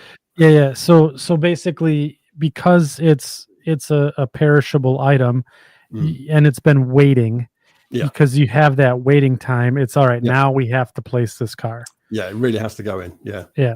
So okay. So we're going to go from Pine Hill again. We're going to put the phone away. We're going to drive up to Walnut Ridge. We're going to click Walnut Ridge. And right, so Walnut Ridge is basically a coal mine. So this is all coal traffic here. There is a team track that receives various things like beer and oil and things like that. So as you see, our pickups we've got 2 coal cars, 2 gondolas coming out of the coal tipple. We've got 2 team track pickups. And then if we look at our setouts, we've got 3 to go in the coal tipple and 1 team track. So we know that we can comfortably do this without any off spotting. So I'm going to pick up from the coal tipple, these 2. Obviously, you can take the numbers. I'm going to pick these 2 up from the team track and a green box car. This is returning empty, by the way. You remember I said about on the waybill where it's got the yard written on it? That's what this is. So it's returning empty to High Creek. So this has done its job and it's going to come back for another waybill. So we can pick that up. We can set out 910, set out 920, 927 in the coal tipple. And then we've got wooden support beams going to the team track, 908, boom, and we're done. As you see, the switch list is now empty. We've done everything we need to at Walnut Ridge. Right? Simple. So we can then head back to Pine Hill. You can see all the cars that we left behind last time we were at Pine Hill. So we can just pick all those up. These are all at location, I believe. Oh, there's a car tank loader filled with oil. There's one in the bakery, and all the rest are just sitting in, you can leave them on the main. It depends. Like, again, siding. I can't put every situation because everybody's layout is different. There'll be so many different variations of it. But, for me, you can leave it on the main because you're probably going to be the only one switching there. So by the time you come back, you can just grab them. So I can grab all these from the main. I can go into the tank car loader, pull this one out, and from the bakery, pull this one out. And then this is still, I can't put it in there yet because the brewery's not finished. So that's going to remain as an off spot at this layout. So from Pine Hill, we go to Pine Meadows. There's the one that we left earlier that was at location again, left it on the main. So we can pick that up. As you see, we now have 11 cars in a consist. You can easily check that. If you want to actually check all the car numbers, again, you can do that just by going through this. So now we're going to head to High Creek. Now, someone mentioned about classification yards. They were ahead because remember I said High Creek is a classification yard. Yeah. So this is going to operate slightly differently. But again, it's so easy. It just tells you what to do. So we go from Pine Meadows, we go to High Creek. Right. Notice we don't have a switch list here. High Creek has industries within it. It's got a place to deliver coal for the steam trains. It's got, tools at the workshop and stuff like that, but it doesn't get a lot of freight traffic. It's basically a classification yard. So this is telling us we're done at High Creek. But like you said, this is a classification yard. So if you have a layout that does yard drill operations, which some do, this system is capable of doing that for you. So for instance, I'm going to go take a break in the crew lounge. I don't have to worry about leaving my cards on the layout and that. Get rid of all that problem. So, but obviously I'm not going to leave the consist attached to my loco. So what I'm going to do is I'm going to put that into the arrival track, for example. So what I'm going to do is I'm going to go into consists. Now, what this is doing is showing you all the consists at this location. As you see, there's a classification main, has 3 cars in it, and the Rockwood sub has 4. My consist has 11. So what I'm going to do is I'm going to park my consist, and I'm going to park it in the arrival track. And as you see, it's now appearing there. So that's it. And my consist is now gone to 0. So that's now in the arrival track, right? Yep. So I go off to the crew lounge, have a coffee, a beer, whatever I'm going to do there. And your drill operator would come along and they would pretty much do the reverse of what I've just done. They would go into consists. They would pull that consist from the arrival track. They would then go into your consist and look at all the cars as to what they're going to do, right? And this is the point where you say, right, you're going to put little things on top of the cars to switch them in the correct classification tracks. As you see, they're all grouped together in their locations, all right? So they're not scattered around. You don't have to find the cards. They're all grouped in. So you know that 930 goes to Rockwood, right? So I can classify that into the Rockwood sub. 814, I can classify that into the Rockwood sub. I can do it in any order. I don't have to do it from left to right. So and then can you click on the part classify button or pick one to do here? So like this one's going to the Rockwood sub. If we hit the part classify and I click the button, do you have all of the classification tracks set up here to choose from? Yes. So for example, if I had a one for like, let's say the Blackwell paper mill on my layout, right? Then and I'm going to take a whole train there. Yeah. And that's going to be on that classification track. I would put those cars there. Correct. Yeah. But it'd have to be, no, well, you're talking about a specific industry. These are grouped in locations. Sure. So what you would have then is a manifest train, right? That's all going to those industries at maybe the next yard or another location. Yeah. I mean, what I could do is, as you see, I've got one here called overflow, and I'm debating whether to have that as an overflow track or run the coal yard as a through freight. So basically, instead of me going to each location, I'm going to drive it from High Creek straight to Walnut Ridge without stopping at these places. And you would actually operate like that. You would go, right, I'm going to drive all the way through. And when I arrive at Walnut Ridge, I'm going to click that. And then I can do my normal operations like I just did. So yeah, you can do that. Is that what you meant? Yeah, I think so. And then there's, so I've seen I'm just going to say something to the section crew here. So, so I see a bunch of questions starting to pile up about the setup of the layout. We're going to go into that coming up. So I'm going to write your questions down. So like, for example, the interchange question and a few others, I'll write those down and I'll be sure to bring them up once we get to the part where we actually set up a layout. Yeah. So an easy way to do this, as I see, these are all for Rockwood, but these ones are for the main. So what I can actually do is classify this one into the classification main, that one in the main, and that one in the main.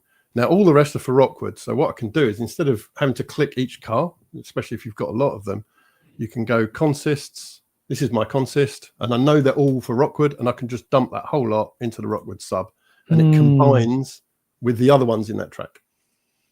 So it now becomes a 12-car consist, for Rockwood. And that's cool. That's the drill job done, right? It's taking care of all the things. And by the way, is you remember all the cars that I was bringing back to the yard that were to be returned empty? They've already had new waybills assigned to them. They're ready to go. They know where they're going.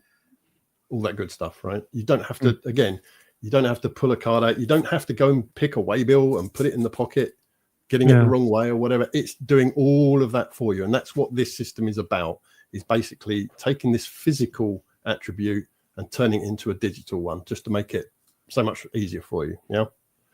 So I haven't missed any instructions because they're all clear on the screen, whether I need to set them out, pick them up. There's no missing cars, all that kind of stuff, which can be confusing to a lot of people that have never used a car card system before. But you know, hopefully I've made this a lot easier, because you just set something out and press the set out button and it's done, right?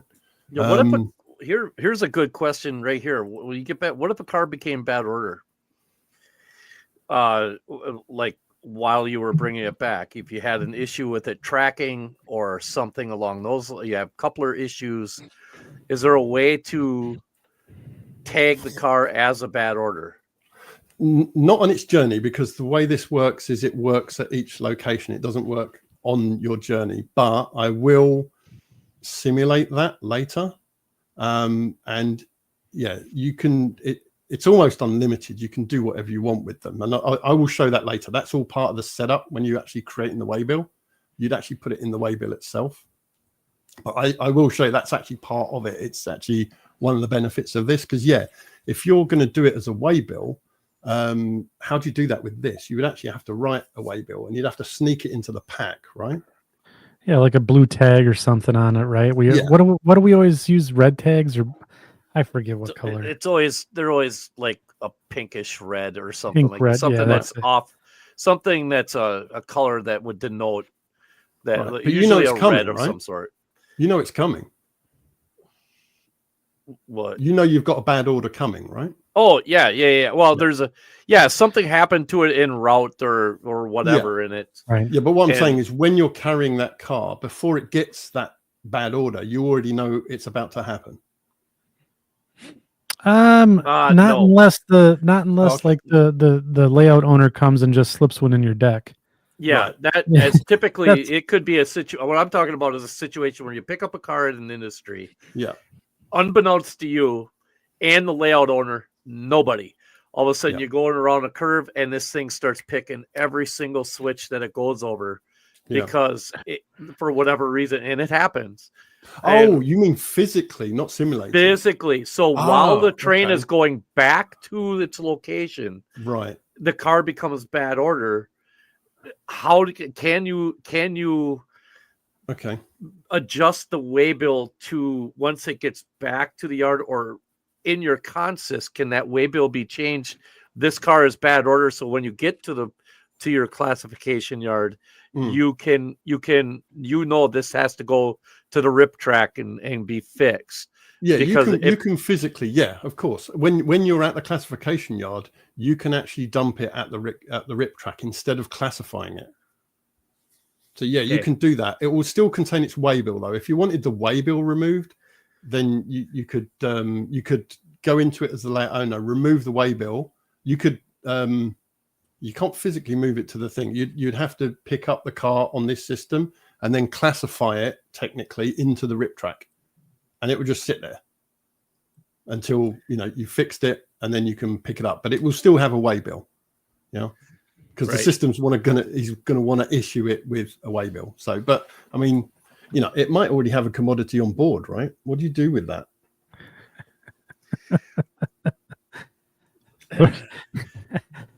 You still want to deliver it, right? So it's got tools on board. You don't want to just forget that those tools just evaporate into thin air. You keep the tools on board, you classify it in the rip track, you physically fix the car. When it's ready to go, you can pull it from the rip track and add it to a consist. Gotcha.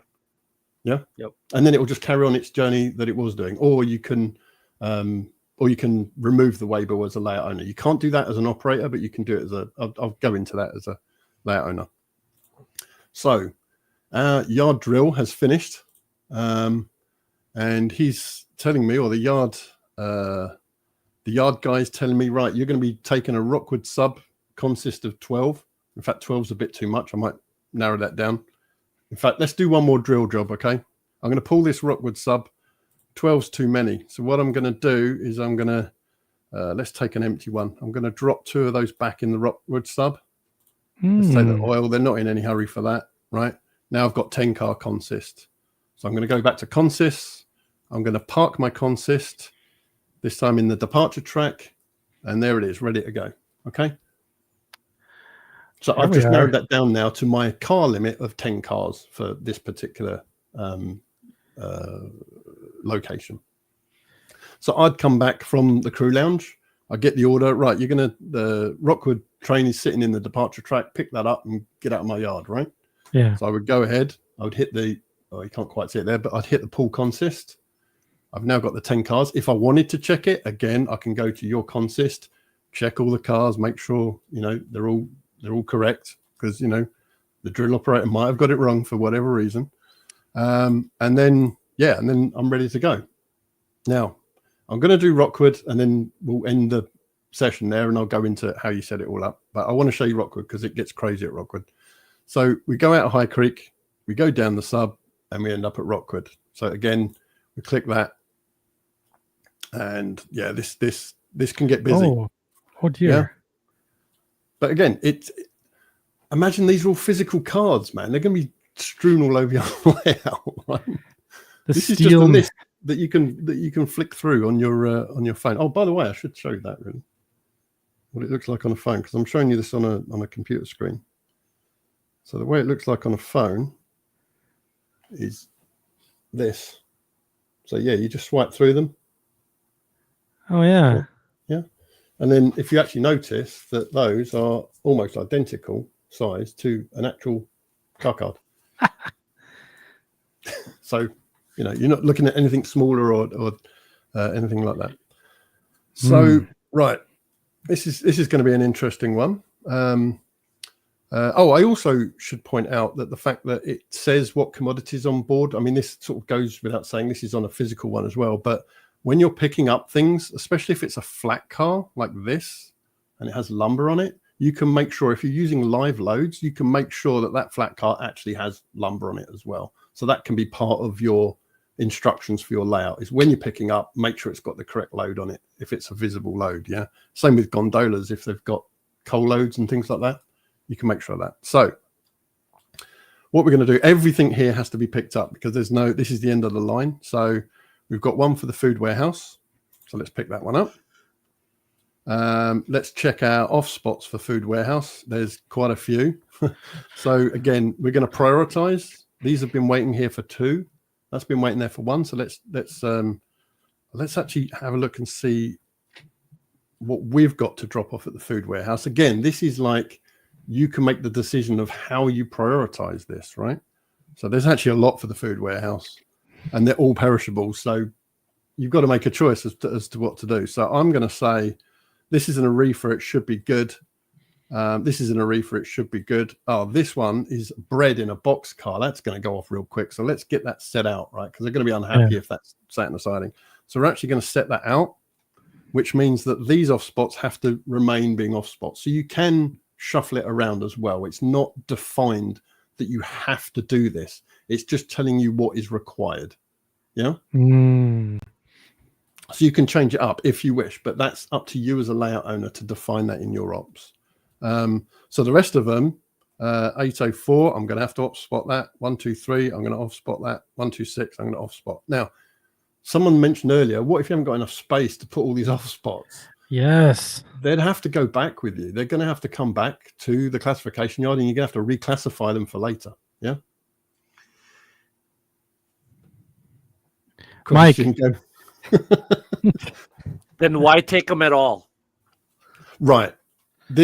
So here's the thing, is to define how many cars can go in a spot. You're back with the problem of what if it's 1 80-foot or 2 40-foots. You're getting back into the system where you overcomplicate the system with too much information, right? So when you're actually setting the thing up, you've got this phenomenal, I've seen it with people entering data in JMRI. They got halfway through and they just give up because it's just too much. They can't handle all that information. We certainly, at our layout, at our club layout, when we're using car cards and waybills, we don't know if there is space for this car to be dropped off until we get there. That's just how we operate. Now, if it's something that I can add later, then I certainly will. So yeah, you could define a spot and how many cards it can handle, and I could certainly write a system that does that. Do you think that's something that people would desperately want? Yeah. Yeah. Okay. Absolutely. Because now, granted, 32-year railroader. Mm-hmm. So we have several locations that if like it can only handle 3 cars, there are no off spots. Right. You don't if there so it's place or not. Yeah. It's either you got a spot for it or you don't. They Right. might have 10 cars. Yeah. That industry is going to tell you what 3 cars they want. Right. So the rest of them, the other 7 cars that you have sitting, those stay in the yard. You don't just take them with and bring them back because, if it's hazardous, what if something happens? You don't Got it. You don't want chemicals getting derailed for the fact that, whatever. So that's the way the real life application is. Now, sometimes, like you say, there are times where we think we can get them in there, like say a lumber company. There's a spot that we have where if we had 5 cars for them, we're going to send them in there, and whatever they don't get unloaded, they're not considered off spot. They're spotted. So now it's on the industry to unload them. If they don't get them unload them, now it's a respot, and they get charged for us having to put that same car back into the industry. Got it. Yeah. You see what I'm saying? I see what you're saying. But if they can only hold 5 and we have 8 of them for them, we're only going to take the 5 they define. Okay. You can do that at the classification stage. Okay. So if that was the case, the layout owner has the ability to check ahead, see the location already has too many cars, don't classify that to go out, put it in the waiting track or whatever you want to call it, and we'll spot it we'll classify it when we can. You can do that on this system right now. Would that be something that you could make a physical like work order? Like say, okay, Rockwood sub, the food processing warehouse has, you're going to be picking up these two, and you let them know at the yard, maybe a sheet of paper or whatever it is. We used on the Green Bay Western, we used to get a piece of thing that was all typed up by the clerks and stuff that said, you have 3 to pick up here, 2 to set out here, and no room for extra at this location, yada yada yada. Right. So you only had, if you only had the 2, you took those 2. But if you had 3, they would tell you the 2 that they want you to take. Right. You know what I mean? So and like you said, that bread car absolutely had to get spotted because it's a perishable. It's a perishable in a rather warm environment. It's going to get kind of funky, So, but I mean, I guess that's kind of the one thing about the whole off spot thing and bringing the cars back with you is like you wouldn't, because what if you only have room to run around 8 cars on your layout, right? And you're bringing a 12-car train out there, and 3 of the cars you got to take back. Absolutely. You know what I'm saying? Yeah. But like I say, this is data that I can easily manipulate. So if that's something that people want, I can easily add these kind of things to the system. Remember, this is version 1. I mean, I'm not opening this until the end of Look how much version 1 is giving you. This isn't even open yet. I'm going to open it at the end of the podcast. But things like that I can easily add. If it's something, again, we've got a suggestions thing on there. If people say, look, it'd be cool if we had this feature, I don't want to inundate people with too much because that's what ruins it for people. So I want to make it fairly simple in operations. But like I said, as the layout owner, you can look ahead and see how many cars are already there, when they're going to be ready, etc., etc. You can do all that already. You can't do that as an operator. So maybe when it's being classified, you can do a quick check to see if you should be classifying it or not. Ooh, I just had another thought real quick. As the layout owner, if you're setting up your operations, if you're setting up your operating system, your operating night or whatever, your operating session, if you're setting that up, you could actually go ahead of time, like you said, and predetermine and have the cars over, you need to take this and this and this. There's only room for these, no more than X number on your train when you depart. You could actually go and do those things prior to the session actually starting. So that way, if Andy is supposed to take the Rockwood sub train, he just clicks on Rockwood sub and boom, here are my 10 cars. Oh, okay, I get it. These are here. And that overflow or the off spot stuff has already been determined by you as the layout owner, right? Right. Yeah. So that would be maybe an easier way rather than writing more code, right? Yeah, you could do it like that. What you can't do is you can't place a car in an industry with a certain waybill in a certain way at the moment. I'm not saying it's never going to happen. No, I got you. My God, I'd be building this thing for 3 years if I implemented everything. I wanted to get something working that is basically as we run it on our layout. Right. All these things are suggestions, like I say, because it is digital, it's in the cloud. I can work on these things in the background and boom, it's going to appear on your layout, in a week or whatever, depending on how complicated it is and etc. So all these things are totally possible. Yeah. Yeah. So let me just go through this quickly. So wood shop, I've got to pick up there. Have I got any for the wood shop? There's nothing waiting for the wood shop. I've got 2 to go in the wood shop. I'm not even going to check to see if it's got room because I want to get on with the actual setup of it. Lumberyard. Have I got anything waiting for the lumberyard? No. Have I got anything going into the lumberyard? No. And then we've got all these coal wagons that I've just pulled out. There's nothing waiting in the coal, so I can drop these coal ones off. That's all done. And a setup for the power plant. Now that's only one location, so one spot. So let me see if there's anything in there already. Again, you'd physically be able to see it if you have the layout in front of you. Yeah. I'm just checking digitally if there's anything in there. That's all at Rockwood? Holy crap. Yeah. It's a big spot. So there you go. I can set that out. So I'm going to set that out and we're done. So all the rest are just off spots waiting to go in. And again, you can see how long they've been sitting there.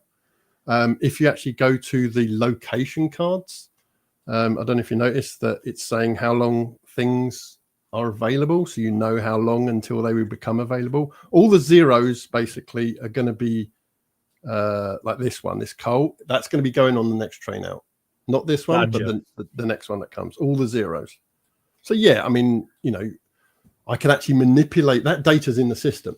So I could manipulate that data and say, I could add a button for the layout owner to say, how many cars are going to be leaving at the next Rockwood subtrain? And you can press that button and it will display, right, these are the ones that are going to need picking up on the next process. So yeah, I could do that. Totally. Like I say, version 1. So I'm going to head, basically there's nothing else to do here. No, that's not operations, that's operations. There's nothing else to do here. So I'm going to head back to High Creek. Oh, there's 2 to pick up. Look at that. Wasn't expecting that. So we've got some damaged tools that are going to go to Pine Hill. And there's an empty one that's coming out of coal loading. So that's obviously just had coal dropped off. So that's obviously going to head back up to Walnut Ridge to pick up more coal. So I can pick those 2 up and then add it to my consist. I'm not going to classify again because you saw me do that. But basically, the way we do it at our club is we don't have a yard drill operation. You're responsible for your own consist. So when you arrive at the classification yard, you run around your train and then you just consist it into, you classify it into the tracks. Yeah. See if I missed anything. Can you use a siding as an industry, or does it have to be considered an off spot?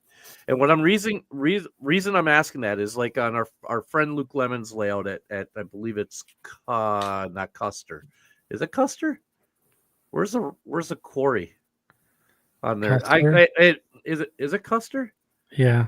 Yeah, at Custer, the extra cars that he might have 8 cars sitting on the little runaround track that are on one side of the main, and the quarry is actually on the other side. You might have to grab 5 from this track and put them over to the quarry itself. Right. So are you able to classify those as separate? Like, does the siding track, does that siding that's being used to store cars, that's just an off spot track?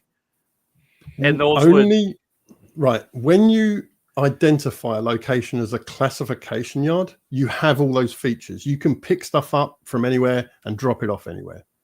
Yeah. So you would be parking it or you can, this is why when you do that, it says park/classify, because you might not be classifying it. You might just be parking it somewhere. You can park it in any of the tracks at this location. Oh, I get you. Any of them. It doesn't have to be. I can put it in the icing track if I wanted. Even if it doesn't need to go there, I can put it in the icing track. You can put a load of bread on the fuel track if you wanted to, right? Right. So, okay, I got you then. Right. But you can only do that at a classification yard. That's the specialty of the classification. You can't do that at a normal location. It's either you're dropping it off, or you're off spotting it, or you're picking it up, and that's it. Yeah. But you can drop it at the location. You just can't specify where you drop it. Does that make sense? Yes. Like I did earlier, I just basically selected the car. I dropped it somewhere at the location, like you would, like this car gets passed around or whatever. And then it will show up as a pickup, or if you're off spotting it, it'll show up as a move. So I think that's an interesting concept with the whole off spot, because that, for me, when I go to someone's layout that I've either never been to, like I get confused, right? Especially if they don't have a label for off spot. Right. And I come and I say, oh, this one's off spot. And it's like I have 3 tracks here that are, right in front of me here. And it's in that siding bit. And I'm going, oh, okay. So now I know that one's next to be placed. And I just think it's a really handy feature, and it takes all the documentation out of the layout and just gives you that information right away. So you don't have to guess. No, there's very little guesswork to do here, because it's giving you an instruction. Drop this off, move this, set this out. Set this out, move this, or pick it up. And that's it. It's those 3 simple instructions. Yeah, that's cool. Do you happen to have, before we move on, one of the questions I wrote down for myself is like a lot of people will use engine driver for their throttle. Yeah. So now this is with it being kind of cloud, or not kind of, but with it being cloud based, is it a situation where does it flipping between engine driver and the server or the internet, so to speak, is that an issue? Does it lose its data or anything like that? It doesn't have any issues flopping back and forth? No, not at all. Okay. Like I say, when you're driving from one location to another, you switch your phone off and you put it in your pocket. And when you arrive at the next place, when you switch it back on, it's as it was. Yeah, I mean, it will probably reload, and it will probably just reload the operations, but that's about it. Your consist remains, your location remains, and all the data remains. It doesn't change. Even if you log out, if you logged out from someone's layout, so you took your phone with you and you went home, and then you're going to work on your layout, you log in at your layout on your computer, your location would still be at the other layout. Oh, because that's where you left off. So you would have to actually leave. You'd have to leave that session to enter your own session. Yeah. But I'll go into sessions later because they can actually boot you out as well. If you're worried about people staying logged into your layout, you can just turn the session off and it kicks everyone out. So you don't have to worry about them messing up your cars, right? Yeah. Yeah. So that's another part of it, is the whole session part, which I actually want to just show you something quickly. I didn't show you this. I'm going to park this consist. You can still see, right? Yeah. So I'm going to park this consist in the arrival. I want to show you something else. So I've got the same information on my phone here. It's not going to show me here. Right. So I can see the arrival track, and I can see the arrival track on the screen. Now, this is a different account. This is a different driver, right? So if you watch, when I press this button, watch this up here. So as soon as I press this to pick it up, it disappears from my one. Oh. Right? So it's no longer available. It's interactive between everybody that's actually connected to the layout. Yeah. And that's the same for locations. When you're picking up cars, if someone else is at that location, those cars are going to be disappearing from their switch list because you've picked it up. They can't pick it up, right? So it's completely bi-directional communication between everybody that's at that location. Gotcha. It's cool. Yeah. Now, if you notice, I turned the phone off and I've gone home. Yep. What happens to that consist? Right? So what I do is I say, well, there's a consist here. I go into consist, see the red one? Yeah. So that is basically someone that has abandoned a consist at this location. Consist driver, demo account, because it was just a demo account. Cars in consist 11, and you see a takeover. So I can now grab that. It's now, look, the numbers changed to 11. I now control that consist, and it's been removed from the other driver. So they no longer have control of that because they went home without dropping it off somewhere. So I can do that for them now. So, yeah, I was just going to say, so now you can go and turn around and drop that entire consist where it's supposed to be. Yeah. And go from there. So it's not because someone's picked it up, it's not locked to that person. You can actually take it over, and you can do that anywhere. And you're not rewriting 600 car cards. Right. Exactly. Right. Yeah. So, geez. Right. So that's operations. Was there any other questions with regards to operations itself? Because I don't know what time are we on? Are we good? We got 2 hours. We're at 2 hours now, but I mean, sometimes our shows go 3. Well, we've got to set a whole layout up here. Yeah. So it's going to be challenging because it's not going to be challenging. It's really easy. It's just, it will take time answering questions as we go. We danced. There's one other question that I did want to bring up from Bill Moody. So, and this may tee us up right into the setup of the layout, but say I have 6, I think he said 6 operators. Does each person need their own login?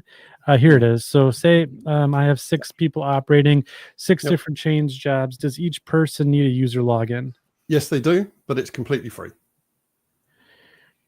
So the layout owner is the one who would be the subscriber, and then even that, not necessarily, because there are certain limitations. So with a free account, you get a certain amount of things. I'm going to show you all the things that you get. Yeah, okay. You get a certain amount of limit, as it were.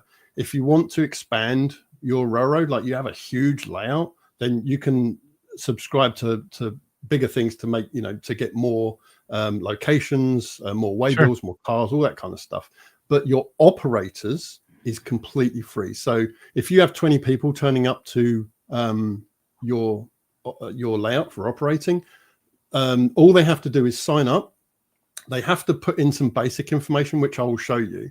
They just have to put some basic information to their layout, because when you get kicked out of the session, it has to go back to a layout. So yeah, they just have to fill in some basic information, and they can operate on your layout for free. Yeah. So they don't have to pay anything, and that's forever. So yeah. But also, when they get a free account, they can also, if they've got, say, a small switching layout at home, they can actually set quite a lot up with their free account and operate as we've been doing here. So they can do the same thing and play around with it. Yeah, it's cool. Yeah, completely for free. So, right. So let's build a layout, shall we? Right. So what I'm going to do is I'm going to go back to. What I'm going to do? I'm going to go to. Oh, God, getting confuddled now. Right. I'm going to go back to that because I'm going to log into another account. Obviously, I've got to do one that hasn't got anything on it, which hopefully this one hasn't. Right, there we go. So I'll go back to this. Right, so when you first sign up and you first log in, it's going to give you this information. Welcome to Train Waybills. You need to set up a basic layout before you can start using the platform. So please click the menu on the top left and start setting up your layout. Okay. So you go here, and Mike's disappeared. Yeah, Mike's got to use the potty. Oh, okay. I don't want him to miss this. So is there any questions that I can answer while actually he's gone? Yeah, want to miss this. Yeah, so there are a couple back here. Let's see. Is there anything that someone wants to see regarding ops before I switch over? I can always log back in. There's a couple that I missed. So I got the setup one. So what about partial load under specific conditions, like less than car load? So this was Joey from Touch of the Brush Model Weathering. Would a partial load be under specific instructions? Would this require a different card waybill? Right, a partial load, as in you're only picking up a partial load? Yeah, I think the term is like less than car load. You can do any of that. I mean, that's up to you when you create the waybill. So there are special instructions for each there's special instructions for each stage of a waybill. So you can specify that in that part of the waybill. You can put anything you want in there. So and I'll show you how to manipulate that to do some really clever stuff with it. Especially when it comes to sort of the rare waybills and stuff like that, you can do some pretty funky stuff. But yeah, for instance, I've got a gondola that actually goes to each location picking up trash. Yeah. So that has an instruction. It sits there for ages. So it gets delivered and it just sits in the siding picking up just random trash. But at the next location, you don't have to specify it's empty, it's full, it's empty, it's full. You don't have to do that. You can actually just specify what commodity's in it, and then in the actual special instructions, you can say that it's a partial load on that one. So I'm going to kind of direct this at Jeff since he asked the question. So is that answering the question for a multiple drop car? So let us know in the comments if that answers that question. That's basically what I'm saying. There's not. All right, I'll give it away now. So I showed you. I'll give it away. So this, as you saw, was a 2-cycle waybill. Yeah. Right. Yep. I showed you that it is possible to do a 4-cycle waybill. Yep. Train Waybills has 6. Ooh. So you're not limited to 4. You can do 6 instructions, but that's only with a subscribed account. You can't do that for free. You only get a 2-turn waybill on the free one. But yeah, if you're a subscriber, then you get all 6, and you don't have to obviously use them all. It'll go live after the show. Yeah. Yep. Yeah.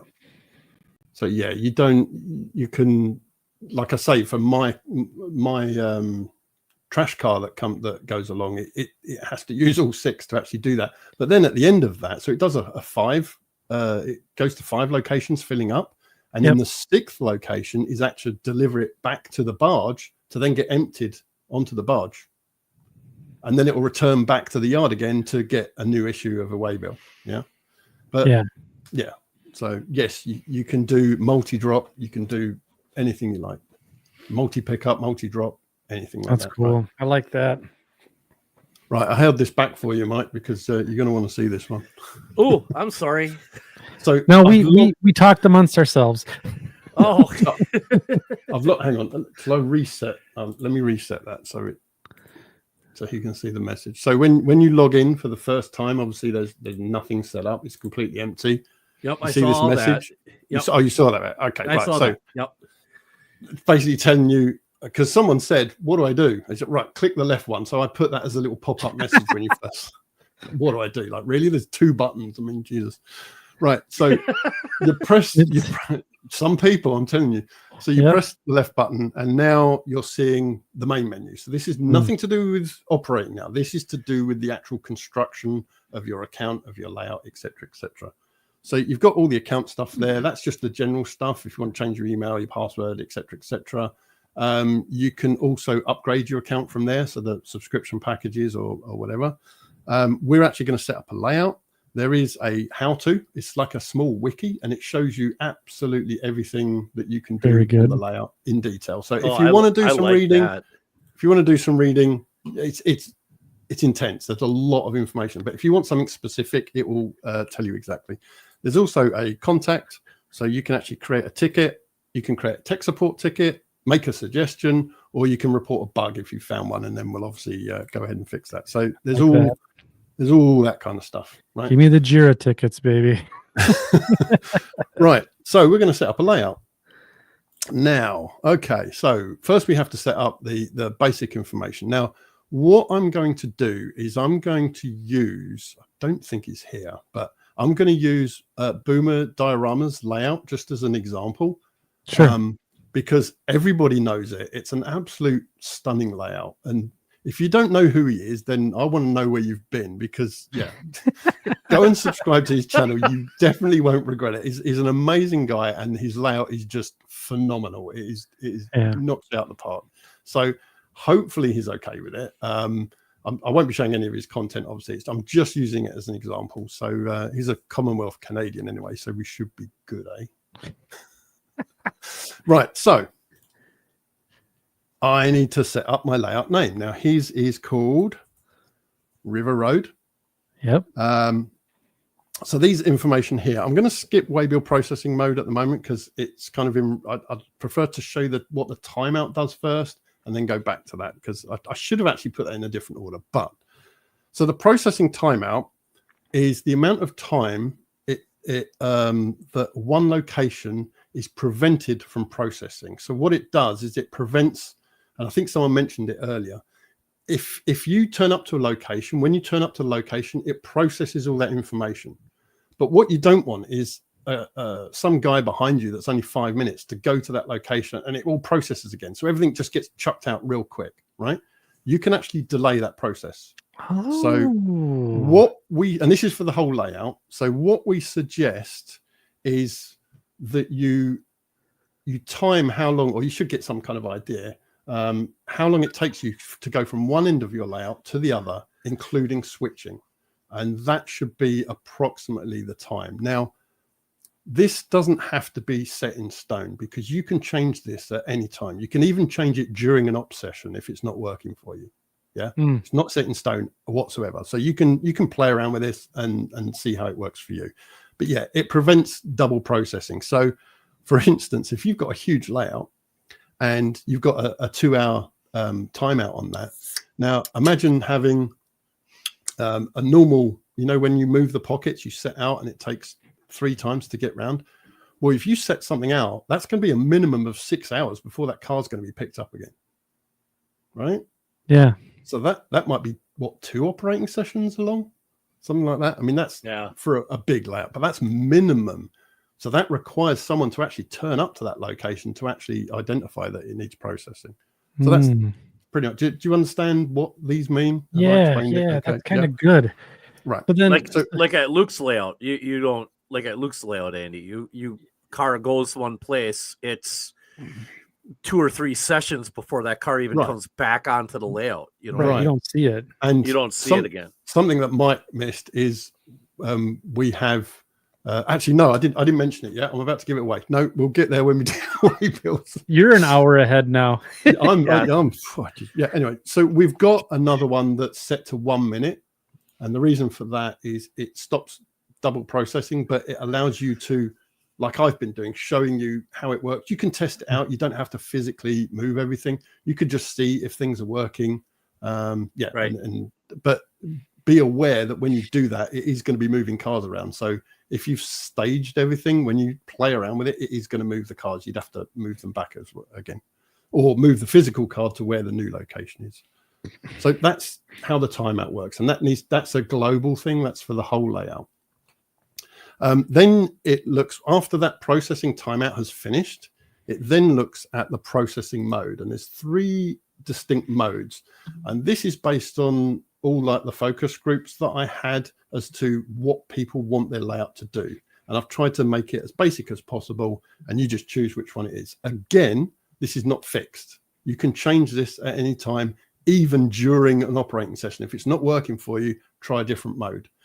I've created this smart mode, which is like a clever algorithm that works in the background, and I'll explain exactly what that does. I want to show you what the other 2 do first, and then maybe you'll get more sense of what it's doing. So the activity mode is if you turn up to a location and the timer has erased, so it's ready to process, it's now going to see what is required at that location. Activity mode means if you've got something to set out at that location, it's going to process, and it's going to give you cars to pick up if there are any cars to pick up, if there are any cars available to pick up.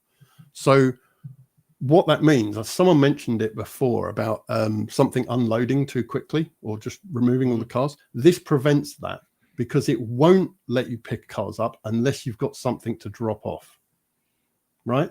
So if that's your favorite way of operating, you can put activity mode on. There is a downside to activity mode, which I found. So when we were testing it, we found that all the cars were going to one place, which was fine because that's the waybills we created. But then it ran out of cars that were going to that place. So now that location is not going to give you any more cars because there's nothing being dropped off, right? So it kind of grinds to a gridlock, right? So there is a problem with that. Some people like that method of operation. So that's why it's there. I'm not recommending it, but it's there if you want it, right? So yeah, does that make sense how I've explained that? It's basically, if you've got something to drop off, it will process and give you something to pick up. So if you haven't got anything to drop off and you turn up at a location, the only thing you can do is pick up stuff that's already been left there or move stuff that's set as a off spot. The visit mode is kind of like the opposite of activity mode, and this is more prototypical. The visit mode will process again after the timeout has finished. It will process regardless of what you've got to drop off. It will process every single time someone arrives at that location to switch, which, like I say, is more prototypical because, you know, in the real world, they don't care whether you've got something to drop off or not. It's just going to give you what you need to pick up, right? So the problem with that one is that it can empty a location too fast. Or so I've found with people who have operated in this way. But like I say, it's prototypical. So it may be your favorite way of operating. It's there if you need it. So because of the 2 problems that these inherently have, I created a smart mode, which is basically a combination of the 2. But it kind of works out whether it needs to give you something to pick up or whether it needs to process the location or not. And what it will basically do is if there's stuff to pick up, it's just going to wait until they've been picked up before it processes again. Yeah. So it's not going to unload too quickly. And it makes it a bit more fun. When it actually comes to operating, this is the more fun way to operate. But as I say, you can pick one of the others. It's entirely up to how you like to operate. And like I say, if it's not working for you, just change it. I was going to say, can you change it after you've set up your layout? Yeah, you can change it during an operating session. If you say, hang on a minute, this isn't working, let's go to visit mode. Let's do it prototypical. And you can switch it to that, and bang, that's it. Your layout's now in visit mode. You know? That's slick. So yeah, it's not fixed. So don't worry about setting this wrong. You can change it later. Not a problem. I like that. You can change the layout name if you want. It really doesn't matter. These are not fixed by any way. So, and the last one is yard mode. Now, what yard mode does is it's if you have a classification yard. So remember on the waybill, it has a empty return to yard.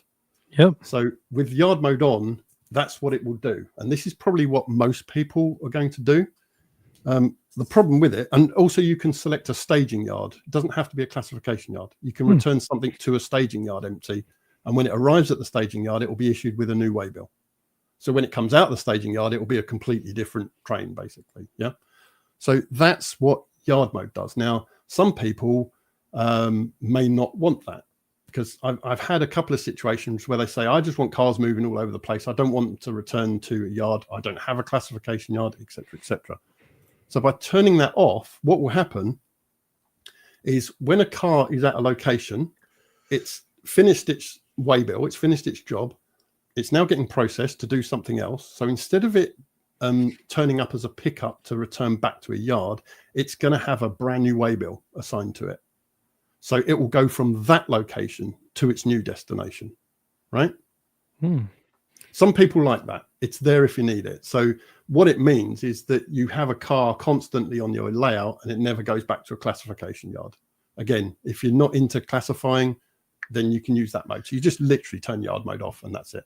Under yard mode, is there a limit to the number of yards you can have on the layout? No. The limit is, we're going to show that, but the limit is the subscriber limit. So it depends on what level. There's only two levels. There's a basic one and there's like a advanced. Holy crap, my layout's huge. Yeah. And that's basically it. So most people, the reason why I've separated it is because you don't want to be paying a lot of money for this kind of thing. And it isn't expensive, by the way. If you look into the cost of making your own car cards and the pockets and the printing and all that kind of stuff, this is, if not comparable, it's probably less. But if you've got a large layout, it's more expensive because obviously there's, lots of databasing, there's the maintenance and all that kind of stuff, but it's not outrageous. So, yeah. Yeah, the reason I was asking is because we have a friend of Luke Lemons' layout, his Sioux Second Sub layout. He's got Fond du Lac, which is a yard, and it's a yard and staging. Yeah. So it's a functional yard that has staging in it. Right. Nina Yard is in the middle of his layout, and then Stevens Point is nothing but staging at the end of his layout. Right. And then there's staging in between that represents points beyond both of those locations. It's not a through staging though, is it? You can. You could. Yeah, you can actually go from Fond du Lac. You can bring a train from Fond du Lac, go up the helix, and come back out at Stevens Point. Yeah, you can do that. Yeah. You can do that, but I mean, he typically doesn't. Right. But he has staging stacked on staging, and so that could be complicated to set up. Not impossible, because I mean, basically, I'm using Boomer's layout, as you know. I'm going to treat his barge like a staging yard, which is on his layout. So you see how I manipulate that. That's exactly why I want to use his situation. Sure. Because it's a unique situation, and you've got to do a few clever things to overcome that issue, because you can't have staging and a classification yard in the same place because they operate completely differently. Yeah. So you would have to separate them. But when we build the map, you'll see that we can separate them as two different routes. So you're either going to put the cars in staging or you're going to put them in the classification yard. Yeah. Gotcha. Right. So okay, that's it. We've created the layout. So I just press create and we're done. Your layout's been created. You can now create a map. So we now have a layout. By the way, that's all you need to do if you want to operate on someone's layout. And that doesn't have to be accurate. Like I say, you can just go bum, bum, bum, bum, and it doesn't matter. So now, as you see, our sessions button has turned up. So now I could actually go operate on someone's layout. Yeah. So that's all you have to do. You have to sign up, just create a basic layout, just name it really, and then you can operate, and that's it for free. Yeah. So we've done the layout. Now we're moving over to the map. Right. Brace yourselves. I'm ready. I'm ready.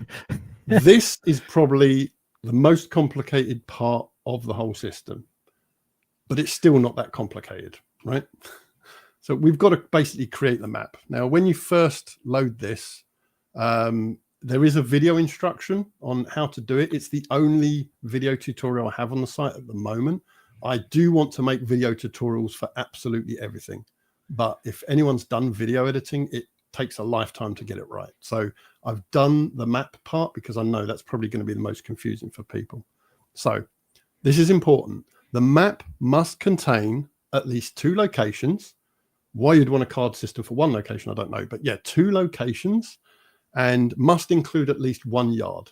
So that's either a classification yard or a staging yard, right? It doesn't mean you have to use it. Obviously, if you put yard mode on, you have to have a yard. But because of the way I've designed the system, it does require some kind of yard, whether it's classification or staging. Okay.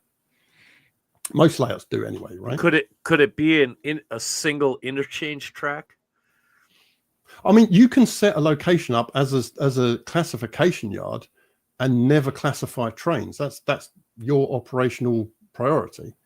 So that technically, but if you had yard mode switched on, all your empties are going to return back there, right? To then have to go out again. But if you have a classification yard and yard mode switched off, nothing's going to return there. So it's technically not a classification yard. So but like yeah, if you had the yard mode off, that second, like if I had 2 locations, one would be the interchange and then the other would be the other town. Potentially. Yeah, you could do it like that. You could actually make the interchange a staging yard. Yeah. And then what you could do is store, you'll see when I actually do Boomer's one, because that's how I'm going to do the barge slip, is the barge slip can only contain a certain amount of cars. And I know Boomer's been talking about having like a cassette type thing with it where he can change all the cars, and that's how I'm going to set it up. So yeah. Okay. Right. So let's create the map. So what you start with is basically a single node. And the way this works is you build your layout from left to right on a horizontal plane. You don't go up and down because you've got 5 slots up and down, but unlimited left and right. So you build from the left-hand side, whether that's east and west, north and south, it doesn't matter. But yeah, when you see diagrams of layouts, they're usually a big horizontal strip, right? And it shows you all the locations. And that's basically what this is. So what we're going to do is we're going to set up. So we click on that, and that's asking we have to create a location on the first node. So we click on location. There's 3 types of locations you can put on this system. The circle is a basic switching location or a classification yard. So basically, this circle is a place that contains industry. So it allows you to set out and pick up cars, etc., as we've been doing. The other 2 are staging yards. So you cannot set out and pick up cars from a staging yard. Yeah, you can grab them into your consist and then place them on a track, but you're not actually going to have that timeout processing of goods and stuff in the staging yard. So you're not going to do switching in the staging yard, right? No one ever does. So this is a stub end staging yard, and this is a loop staging yard. Both of them are actually identical. They just look different for your map. That's the only difference. So it doesn't matter which one you choose. So for this, I'm going to choose the stub end staging yard, and I'm going to call this barge slip. So you have 2 options for this. You can either process as a staging yard or ignore processing of waybills. Now, the reason why that is there is because you may want storage yards. which are different to staging yards. Okay, so a storage yard is basically a place on the layout where you just want to dump trains. Maybe it will sit there for a few weeks. You don't want the waybills manipulated. You just want to stick them in there. And that's why you can basically ignore processing. So you can dump a train there and it won't even look at the waybills. It will just store it there for you. Yeah. But this one will actually manipulate the waybill data for you. So it will actually, basically it's part of your operations. Yeah. So because we actually want to return cars to this place, we want the waybills manipulated. We're going to do this as a staging yard. So we just save that and there it is on our map. So that's now a staging yard. And you see it's underlined. So it is telling us that this is going to process waybills. We then have to make a connector, and there's loads of connectors that you can use. Oh, cool. To build your layout. Yeah, so for this, it's just going to be a single line. And then we can put another node, which is our location. It's not a staging yard. This is actually going to have industries within it. Okay. And this is going to be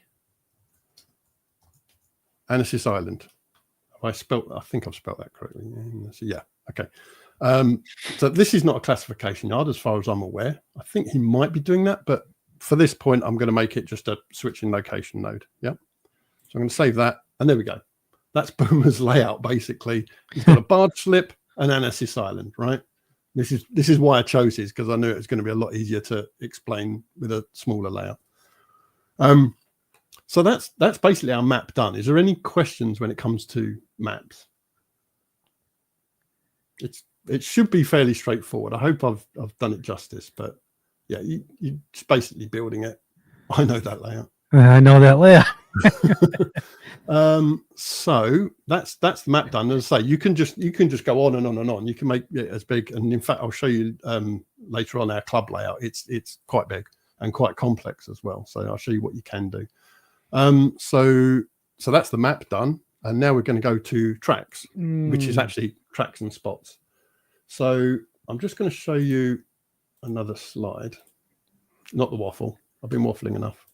Right. So when it comes to spot and track placement, there can be a bit of confusion about this. So if you look at this image, ignore the front 3 tracks. What we're interested in is the rear tracks, the 2 rear tracks, either side of that platform, right? That's the only one, because that's the industry. The others are yard lead and 2 mains. So what we have here is 3 industries. We've got Truman Manufacturing, we've got a packaging warehouse, and a freight warehouse. Okay. Yeah. The way you would input those, because they're on one shared track, you'd actually still input them as 3 spots, right? So even if you can fit 2 cars in Truman, it's not going to be Truman 1, Truman 2, unless you specifically want individual spots for Truman. Does that make sense? Yeah. So then if you were to say spot 1, spot 2, you could manage that in the system. Yeah, that's the point. And we're going to do that on Boomer's layout as well. I just want you to understand how we put these into the system. So that would basically, in this respect, it's just going to be 3 locations because it's 3 industries. Now, there is another industry here, which is the freight platform. But as you see, the freight platform actually takes up 2 tracks. That would still be inputted as 1 spot because it's a freight platform. You can put it anywhere along either of the 2. So I just want to take away the confusion that you don't have to put each individual track if you don't want to. It's going to manage it like 1 location, or 1 industry. The other thing you need to look at is packaging warehouse and freight warehouse share the same area as the freight platform. Well, that doesn't matter in the system because then you'd be managing off spotting. So for instance, if there was something parked in the rear of the freight platform and you've got something to drop off to the freight warehouse, you would actually have to clear that area of the freight platform before you could actually set out the freight warehouse, right? If you can't do that, then the freight warehouse will become an off spot. But what you can do then is you can pull from the rear track and actually put them in the front track, giving you space, and then you can set out on the freight warehouse, right? Does that make sense? Yeah, you're basically shuffling the cars around so that you can that's all part of spot. That's part of the enjoyment and the challenge, I think, of operating the model railroad is trying to, I've got to deliver these. How can I make that happen? Yeah, and that's the whole point of what I'm trying to achieve. And you don't have to worry about dropping these on the floor and all the cards falling out and blood. You're just enjoying the actual process of driving the thing and moving cars around. So I just wanted everyone to understand how that worked. So if we go back to this, so likewise, I'm going to set his barge slip out as cassette 1, carrier princess, right? Yeah. So this is how I would imagine Boomer would do it. I spelled that wrong, didn't I? Huh, good. I'm gonna have to change it. Cassette 2, carrier princess. I'm glad I spelled that wrong because it means I can just click that. Oh, that's easy. Yeah. There you go. Fixed. So, again, later on, if you actually change an industry, change the name of an industry, remove an industry, add a new industry, you can do all that later on. This is not fixed. You can manipulate this data at any time. But be aware that if you do that, and it will give you a warning, if you change the name of something and it's got a waybill associated with it, it will warn you that you need to change the waybill that's associated with it, because obviously it's a change of industry, right? Yeah. So cassette 3, carrier princess. I'm not going to do 12, don't worry. And then I'm going to do cassette 4. I'm not sure, but was he actually going to build a second barge for that layout? I don't know. I think he toyed with the idea. Not sure. I know that I know there's a tug he's got built. Yeah. Right. Well, what's the tug going to do? It's not going to move the carrier princess, is it? So no. No. So there's probably a barge coming along. So let's just assume he's going to build a barge. But what this means is I'm using the barge slip as a staging yard, and these, instead of these becoming tracks, they become storage boxes or cassettes, right? Mm-hmm. So if I put a consist in cassette 1, I can remove the carrier princess. I can store those in box 1, cassette 1, whatever you want to call it. I can then load cassette 3 onto the barge, put the barge on the layout, and then I can pull the cars from cassette 3 onto Anasis Island. So you can operate it as a removable barge system. Yeah. And that's how you can manipulate this. So you'd actually do the barge slip. And then these, instead of becoming physical tracks, they actually become your storage containers or things like that. Yeah. Let's just quickly go through Anasis Island. How are we doing for time? Ooh, see.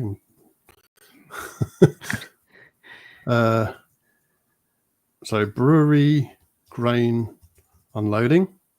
Just going to whiz through that. So he's got the brewery grain, yeah. Oh God, my typing's getting worse. It's very late here. I was going to say you're 6 hours ahead. Yeah, I'm running on fumes. It's fine. I'm used to it. It's fine. It's fine. Brewery freight door, because obviously it's making beer. We want to collect some of that, right? Yeah. And this is what we were talking about earlier, about having not defining the track, but actually defining each spot. So this is one warehouse. If you remember that backtrack that he's got on there. Yeah. So I'm actually going to specify the 2 doors that he has on there as 2 separate locations. And we can treat them. Remember, you can name this anything you like. So we can treat this as goods in, goods out if you wanted to. You can define it however you want. It's just a name. So then we've got Axton Steel, but that's a transload, right? So we've got a transload spot. I don't think Axton Steel is going to have a siding, but anyway. Ipex Plastics. Yep. Then he's got the Milner feed and grain. You can put ampersand signs in there, so you can there you go. Actually label things correctly. Special characters are allowed. Special characters, yeah. Rip track. I don't think he's specified a rip track, but I've put that in there because we're going to do something with it. And just the mic. The diner. The diner. Okay, it's got to receive stuff, right? It's right next to the railroad. Why wouldn't it? Right. So, and that's it. That's it. I've specified all my industry and spots for this layout, and you only have to do it once. Again, if you change things, you can come back. You can change the name of them. You can delete them. You can add new ones, etc., etc. Yeah. So that's it for tracks. We're whizzing through now, guys. Don't worry. Commodities. So we have a default list of commodities already built into the system. Now, if you're using this for free, you get to use all of these. But if you're a subscriber, you get to make your own commodities, and it's unlimited. There's no limit to it. So that's specific. If you're doing like a steel industry operations, I've seen some crazy layouts with steel industry, and the amount of commodities, the weird commodities that get pushed around those kind of places. Yeah, I can't define those. So you're going to have to define them yourself. But like I say, you can name them anything you like. You could, also paper plants, brewery operations, all those have specialty commodities that they would be pushing around. So you would define that. So what I'm going to do for Boomer, diner produce, that's it, just diner produce. And again, you can go back in and you can delete this or change the name of it and do whatever you want for it. But don't forget, if you've assigned a waybill to this particular commodity, it will warn you that it's going to change the waybill. Yeah. And that's it for commodities. Is there any questions, by the way? I'm whizzing through them and I'm not. No, I'm following along pretty good, and I haven't seen anything pop up just yet. Right. Okay. Well, we're nearly there. I mean, we've only got cars and waybills and we're done. Yeah, right. So what's that? 35 minutes to create a layout. It's not bad. Right? And you're ready for operation. As soon as we've done this, we're ready for operation. So cars, you can either add one or you can edit an existing one. Well, we haven't got any yet, so let's add a new car. Now, you've seen some databases, right, where you have to enter this data. Are you ready for this one, Mike? Yeah. Okay. So you obviously have to create a car type. Now, if you use prototypical AAR codes, you can actually put that in here. But it can be anything you want. So if you have a specific type of car that you want to put in, you can make it up. But you have to make sure that you don't duplicate. So you can't put box and BX. I mean, you can, but it will see those as two different car types. Does that make sense? Yep. But you can manipulate that. So you can put like a chemical tank, or you can put an oil tank. So the tank is the type, but you're actually defining what each of them are. And the reason for that is you want to, obviously you don't want the layout giving you a fuel load for a milk tank, for example. So you would define each type as no, you can't put SQL in there. No. That's 101, man. That's 101. Select star. Yeah. So the box car. So let's start with a box car. Then you have to give it an image, and this doesn't have to be an exact image of your actual car. It's just an icon for that car, and there's a whole bunch there. And like I say, if you want us to add more to it, just make it as a suggestion, and we can add to this. It's not an issue. So this one is a box car. So I'm just going to select box car. I'll select a color. Again, the nearest color you can find to it. This is just going to be a brown box car. I'm going to enter a number. What's this going to be? 801, say. Now, when it comes to car numbers, you don't have to specifically put in a number. For instance, if you do a lot of coal operations, you can do this. Yeah. So you can actually have a bunch of 5 hoppers together. This one car represents a consist of 5 hoppers. Yeah. So, we do coal ops and we don't read the numbers on the side. It's just basically any 5 And if you want to specify them as specific ones, you can do that in the car notes as well for that specific card. But for this, we're just going to do a box car, and we're going to call it 801. Car size, this is going to be a standard 40 foot. Railroad owner or initials, this is going to be SRY. It doesn't have to be initials. You can actually type the entire thing out there. When we started, I just did it as initials, but obviously there are things like tank cars don't necessarily have initials. They may be like Shell or something like that, right? So you can put all that in as the railroad owner. Again, all this data you can change later. This is not fixed. You can just edit the car and change it. Color, size, anything you want. Yeah. Like I say, you can put car notes in there. The car notes are specific to the car. So for instance, if it is a brown car, but it's so rusty, you can't tell the color of it, you can actually put that in the car notes and say it's rusted out, or it's got specific graffiti on it. So you can literally put anything in there that you think is specific for the car. Is there a limit to the number of characters you can use? I can't remember how much I made them. It's quite long. It's like over 26 or. Oh, like God, yeah. It's like 64, I think. Okay. It might even be more than that, but it's not like you can't just write a whole history of the car on there. It's simply just to identify the car itself. So you can put like identifying marks. What you wouldn't put in there is things like we have an operation where if we're picking up a full tank car, you have to have some buffer cars behind the loco for that to go. You wouldn't put that here. You put that in the actual waybill itself because it's on a particular instruction, right? So don't put that here. Just leave it blank. If no, most of the time you'll probably be leaving these blank. Then you have to select a yard, and this is why it's important that you have to have at least 1 yard. Even if you're not using yard mode, all you do is this has only got one, which is the barred slip, so that's where it's going to return to. Yeah, and then you select then you got your current location. Now, when you're first starting, I've recommended that you actually you can't put it into a staging yard, right, or a classification yard because it will get very confused before it even starts. So put it on a location somewhere on the layout, and someone's going to go pick it up at some point. Yeah. So it may take a couple of goes up and down your layout, just up and down the layout for it to feed into the system kind of thing, right? So this is going to be Annecy Island, and that's it.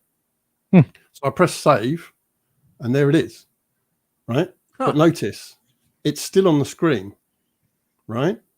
Yeah. The reason for that is if you are now going to add a new one, they're now side by side, the one you've just put in and the new one that you're adding. And the reason for that is if you're just starting up and you've lined all your cars up in a row, you know where you are because this is the last one you entered, right? But something special happens now is for this car type, if I'm going to put in another box, I don't have to type box again. I just double click it and select box. Yeah, because I've already entered that as a type. So I can now select it as a type. Same with the car image. I'll just click that once and it will automatically assign a box car image to that car because it knows that is associated with a box car. You've made the association. Yeah. Car color, obviously that's going to be individual. Obviously the number is going to be individual. The car size, again, double click, select 40. That's done. Railroad owner, double click, select SRY. That's done. Car notes, we haven't got any. Select a thing, select a location, and we're done. We've just entered 2 cards. And it's really as easy as that. Yeah. Wow. That's pretty quick. So let's add let's add a reefer. I'm just going to do a few here. Obviously, I'm not going to put his whole inventory on here. Let's make that a white reefer. Car number, I don't know, 401, doesn't really matter. Car size 40. This is going to be SRY again. Select that, and we're done. Saved. And one more.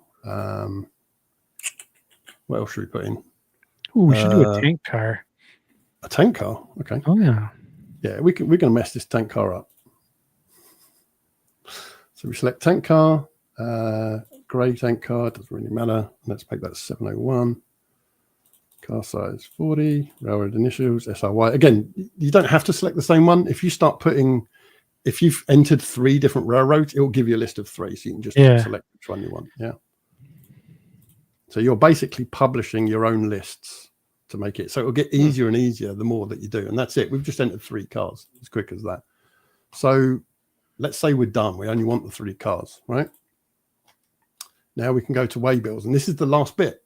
And you set up. So again, you can either edit an existing Waybill or you can create a new one. You strapped in, Mike. This is the interesting bit. He's strapped in.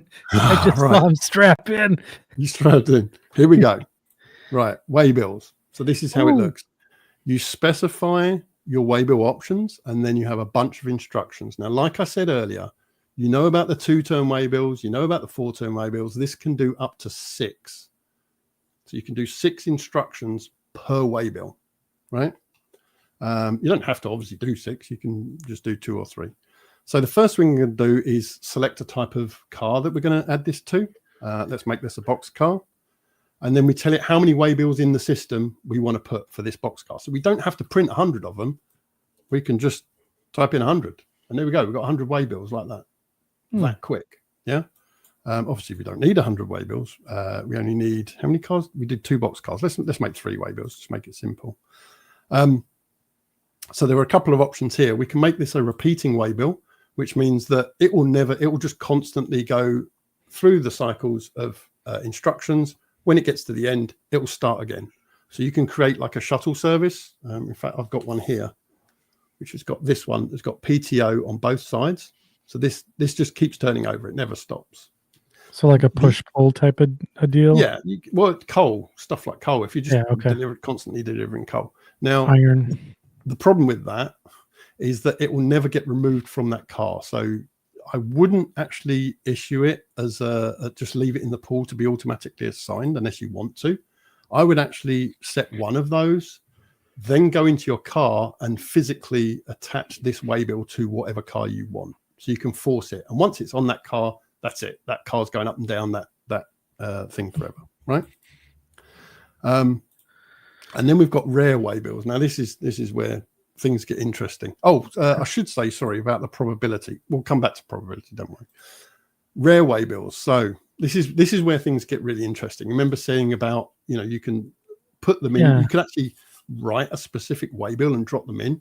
The problem with this is, as a layout owner, you're not enjoying your layout. Everybody else is enjoying your layout. You know that that's in there. The way that this works is, as a layout owner operating, you don't know when this is going to come up. This is going to surprise you as an owner. So you can still operate your own layout. You have, if it's not a rare Waybill, it's automatically assignable to a car. If it's rare, it will hold back. And there's an algorithm in the background that just checks, and it randomly just spits it out. And it will spit out in this case, it will spit out all 3.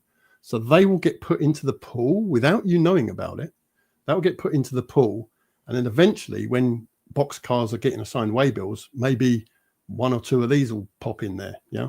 And I'll show some interesting things that you can use that for. But for this one, it's going to be a standard Waybill. So this box car, we have to select its destination. So let's go to Annecy Island. We're going to select the spot of warehouse door 1. Its first commodity is always empty because it has to go somewhere first. Now, here's the interesting bit that you don't get with a physical car card system. I can specify the amount of time this takes before it gets picked up.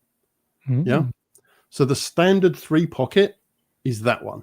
So if you want to operate it like a normal physical car card system, just leave it on that. But you can speed it up. In fact, express turnaround means when you drop it off, the next train that arrives, and remember the timeout, once that's all done, when it actually gets processed, this will become available for pickup. So if you want an immediate pickup, that's what you do. That's what I was doing on my barge track. Remember, I said every time you turn up, you're going to pick up the last lot. That's what this is. They're all on express. If you've got something that you think, you know what, I want this, and remember, this is assignable for each instruction, not for the whole Waybill. So you can do this for every single instruction. So if, for instance, you've got something that's going to go, we've got a rare Waybill, we're going to send this in for repair. I want that sitting there for a very long turnaround. So that's going to be 6.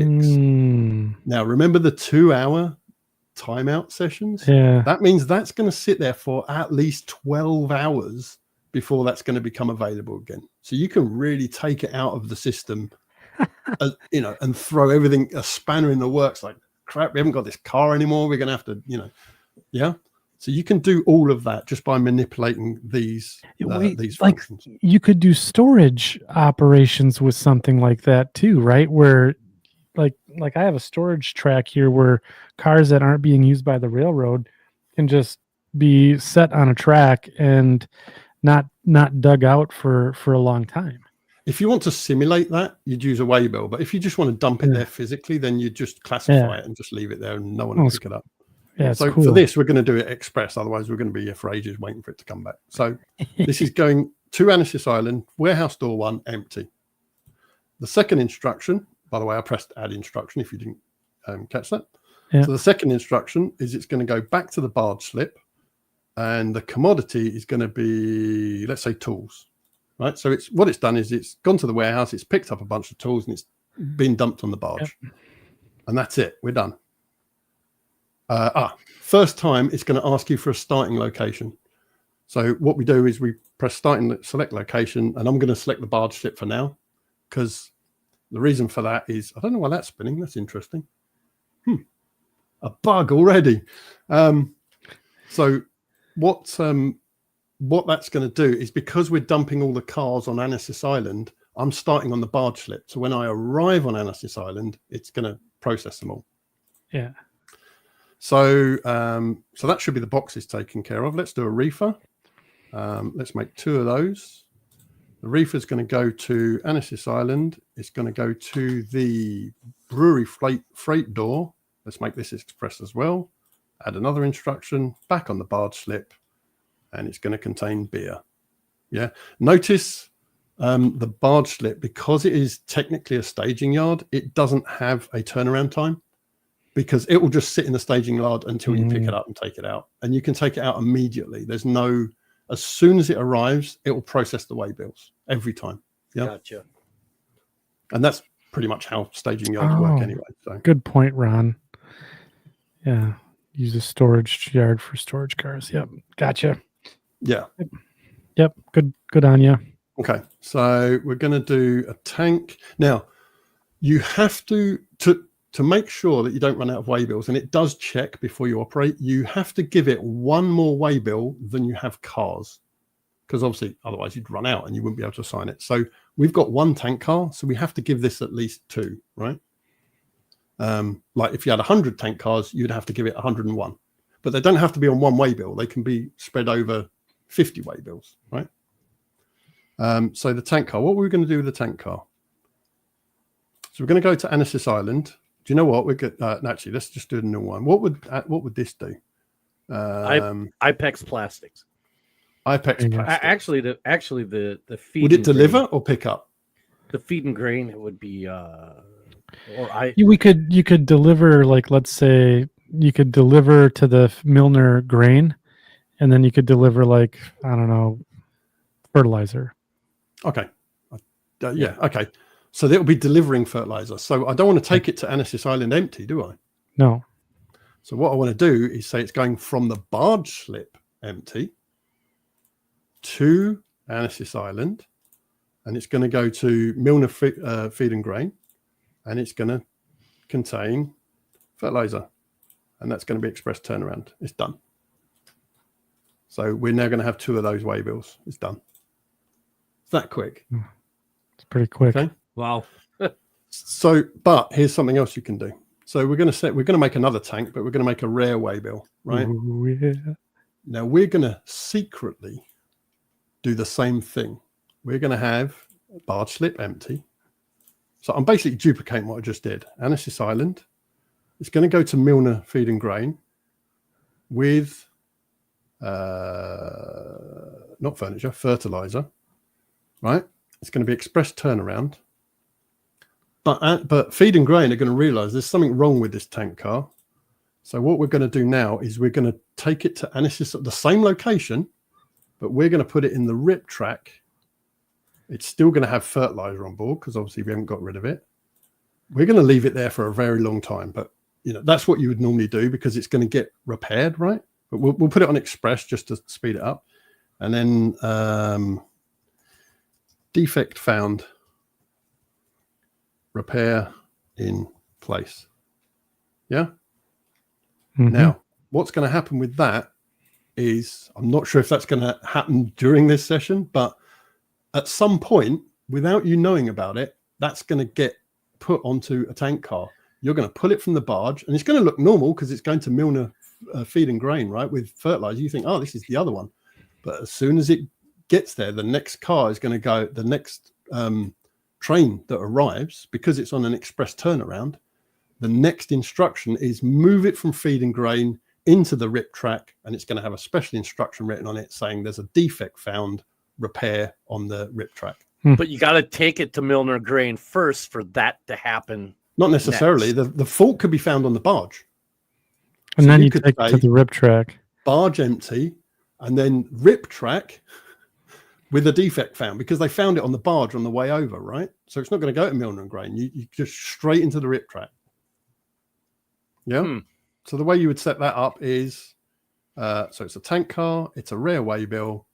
It's going to start at the barge slip empty, and it's going to go straight to the rip track. And obviously you can put whatever commodity on it. Gotcha. Obviously, if it's come off the barge, it will have a commodity. And again, you can specify how long it's going to sit at the rip track before it gets sent back on the barge. Or you can have it sit there and then get delivered to Milner Feed and Grain. There you go. So this is interesting. So you could certainly throw, like a little wrench in the works where you got one coming off, and now you gotta we gotta set it off on the rip track or take it back, or this is cool. A lot of people are using, I don't know if you've seen them, they're a little like electronic box that you stick on your layout and you press a button and it either gives you a red light or a green light. And if it gives you a red light, you've got to pick up a card and it tells you what the defect is. Oh, like a hotbox detector type of thing. Yeah, this takes care of all of that for you. And you can make it's unrestricted. You can have any defect you want. You can have a broken clasp on a stock car. You can have a broken coupler. You can have a hot box. All these air hose issue. Yeah. So you can do pretty much anything you want. Notice the probability now, because we've started entering cars. It's actually telling you what the probability of this getting assigned to a car is. Oh. Yeah. So the more cars you have of that particular car type, the probability decreases of whether or not that. Okay, well, that's kind of neat to see. So because we've already created 2 tank cars, we're going to create another 2, which means that this has a 50% chance of being put on the car, when it's assigned. And obviously, if we go up to 4, there's a 67% chance that this particular waybill will be assigned to a tank car. Gotcha. Yeah. You can do it in, Jeff, you can do it in any order you want. That's the whole point. And like I say, you can do up to 6 instructions. So this could just go on and on and on, and then eventually end up broken in a rip track somewhere and sit there for, 6 turns. Yeah. Yeah, that Milwaukee Road covered hopper I'm staring at right now. Hey, that's enough of you. So the other thing we didn't do is from the barge slip to Annecy Island to the diner with diner produce. There you go. And like I say, you can sit there for a long turnaround. So that's going to screw everything up at Annecy Island because these guys are taking their time unloading, etc. And like I say, you can create one that unloads real fast and you can create one that unloads really slow. So when you see a reefer heading for the dining loading spot, you don't actually know how long that's going to take until you've delivered it. And then it says available after X amount of turns. You can change it up as well. Yeah. So you can duplicate ones of those. So save that, and that's done. And I think, that's going to let us. If you, by the way, when you've finished, if you press the driver button, it will tell you if you can't operate yet, and it will tell you why. It will say you haven't got enough of these waybills, or you need to add more of these waybills. So it won't let you operate until everything's set. So you can't get it wrong. Yeah. Nice. So now we're on the barge slip. So if we now go to Annecy Island, there's all the cars we've just created that we dumped on Annecy Island. Yeah. And they're all heading for the barge slip. So like I say, I can pick all those up. I can then head, as you see, I've got the 4 cars there. Yeah. I can head to the barge slip. There's my consist. I can park that consist. And remember what I was explaining about having different boxes? So these 4 cars can be put in cassette 1. So I can dump them there, right? Then what I can do is go to consist, and your other boxes will appear here because of how we would have set it up. So I can now pick up box 3. Yeah. Pretend this is cassette 3. Just imagine, because it would take a while for me to enter all the data. But right. So now I've got cassette 3. The Carrier Princess arrives on Annecy Island, and there we go. It's now giving us the switch list for cassette 3. Yeah. Yeah. That's pretty slick. That actually is pretty cool. One thing someone said to me is there's no routing instructions. But let me just edit the box car. If you have got a larger layout, what I would do is add the routing instructions to the special instructions. So like on my one, if it's going from right at the top through the yard and down to Rockwood subdivision, I could put in the special instructions via High Creek Yard. Yeah. Now there's a question out there, and I'm not going to post it right. Well, I'm not going to show it because they want me to ask. They want me to ask this because it is interesting. Okay. When we were talking with John Parker on his layout, he has a job where you actually are an intermodal operator. So you have to select containers to go onto specific separate freight cars, like 5-packs. Okay. So you need waybills for each container, and the waybill for the 5-pack. Yeah. No, not on this. You're not doing that with this? No, because that would be in the special instruction. It would tell you what to put on there. You would have to create a waybill for each one. Each container. Each container has to have a waybill. Yeah, think of it like 3. How we run stack trains here. There'd be one for the well car, and then one for each cargo. Each piece of each container would have its own. Would have its own. They like say you have a 5-pack that would go from Chicago to Prince Rupert, and then that's where that 5-pack is going. But then each container has its own commodities in it and number and specific thing. Right. And you'd have to assign that to each well of each car. Okay. In order to, so essentially you could end up with 11 different waybills for one car. Yeah. And that's just one route going one direction. Right. And this is what you would set up. So what you could do is actually enter that as a commodity. So then you can select it. Set it up like a container. You could have that specific container as a commodity, and then when you come to do your well wagons, you can just select that container on the commodity. So like another way to do it. Yeah, like Costco container. Right. Yeah. And then you'd only be limited to, then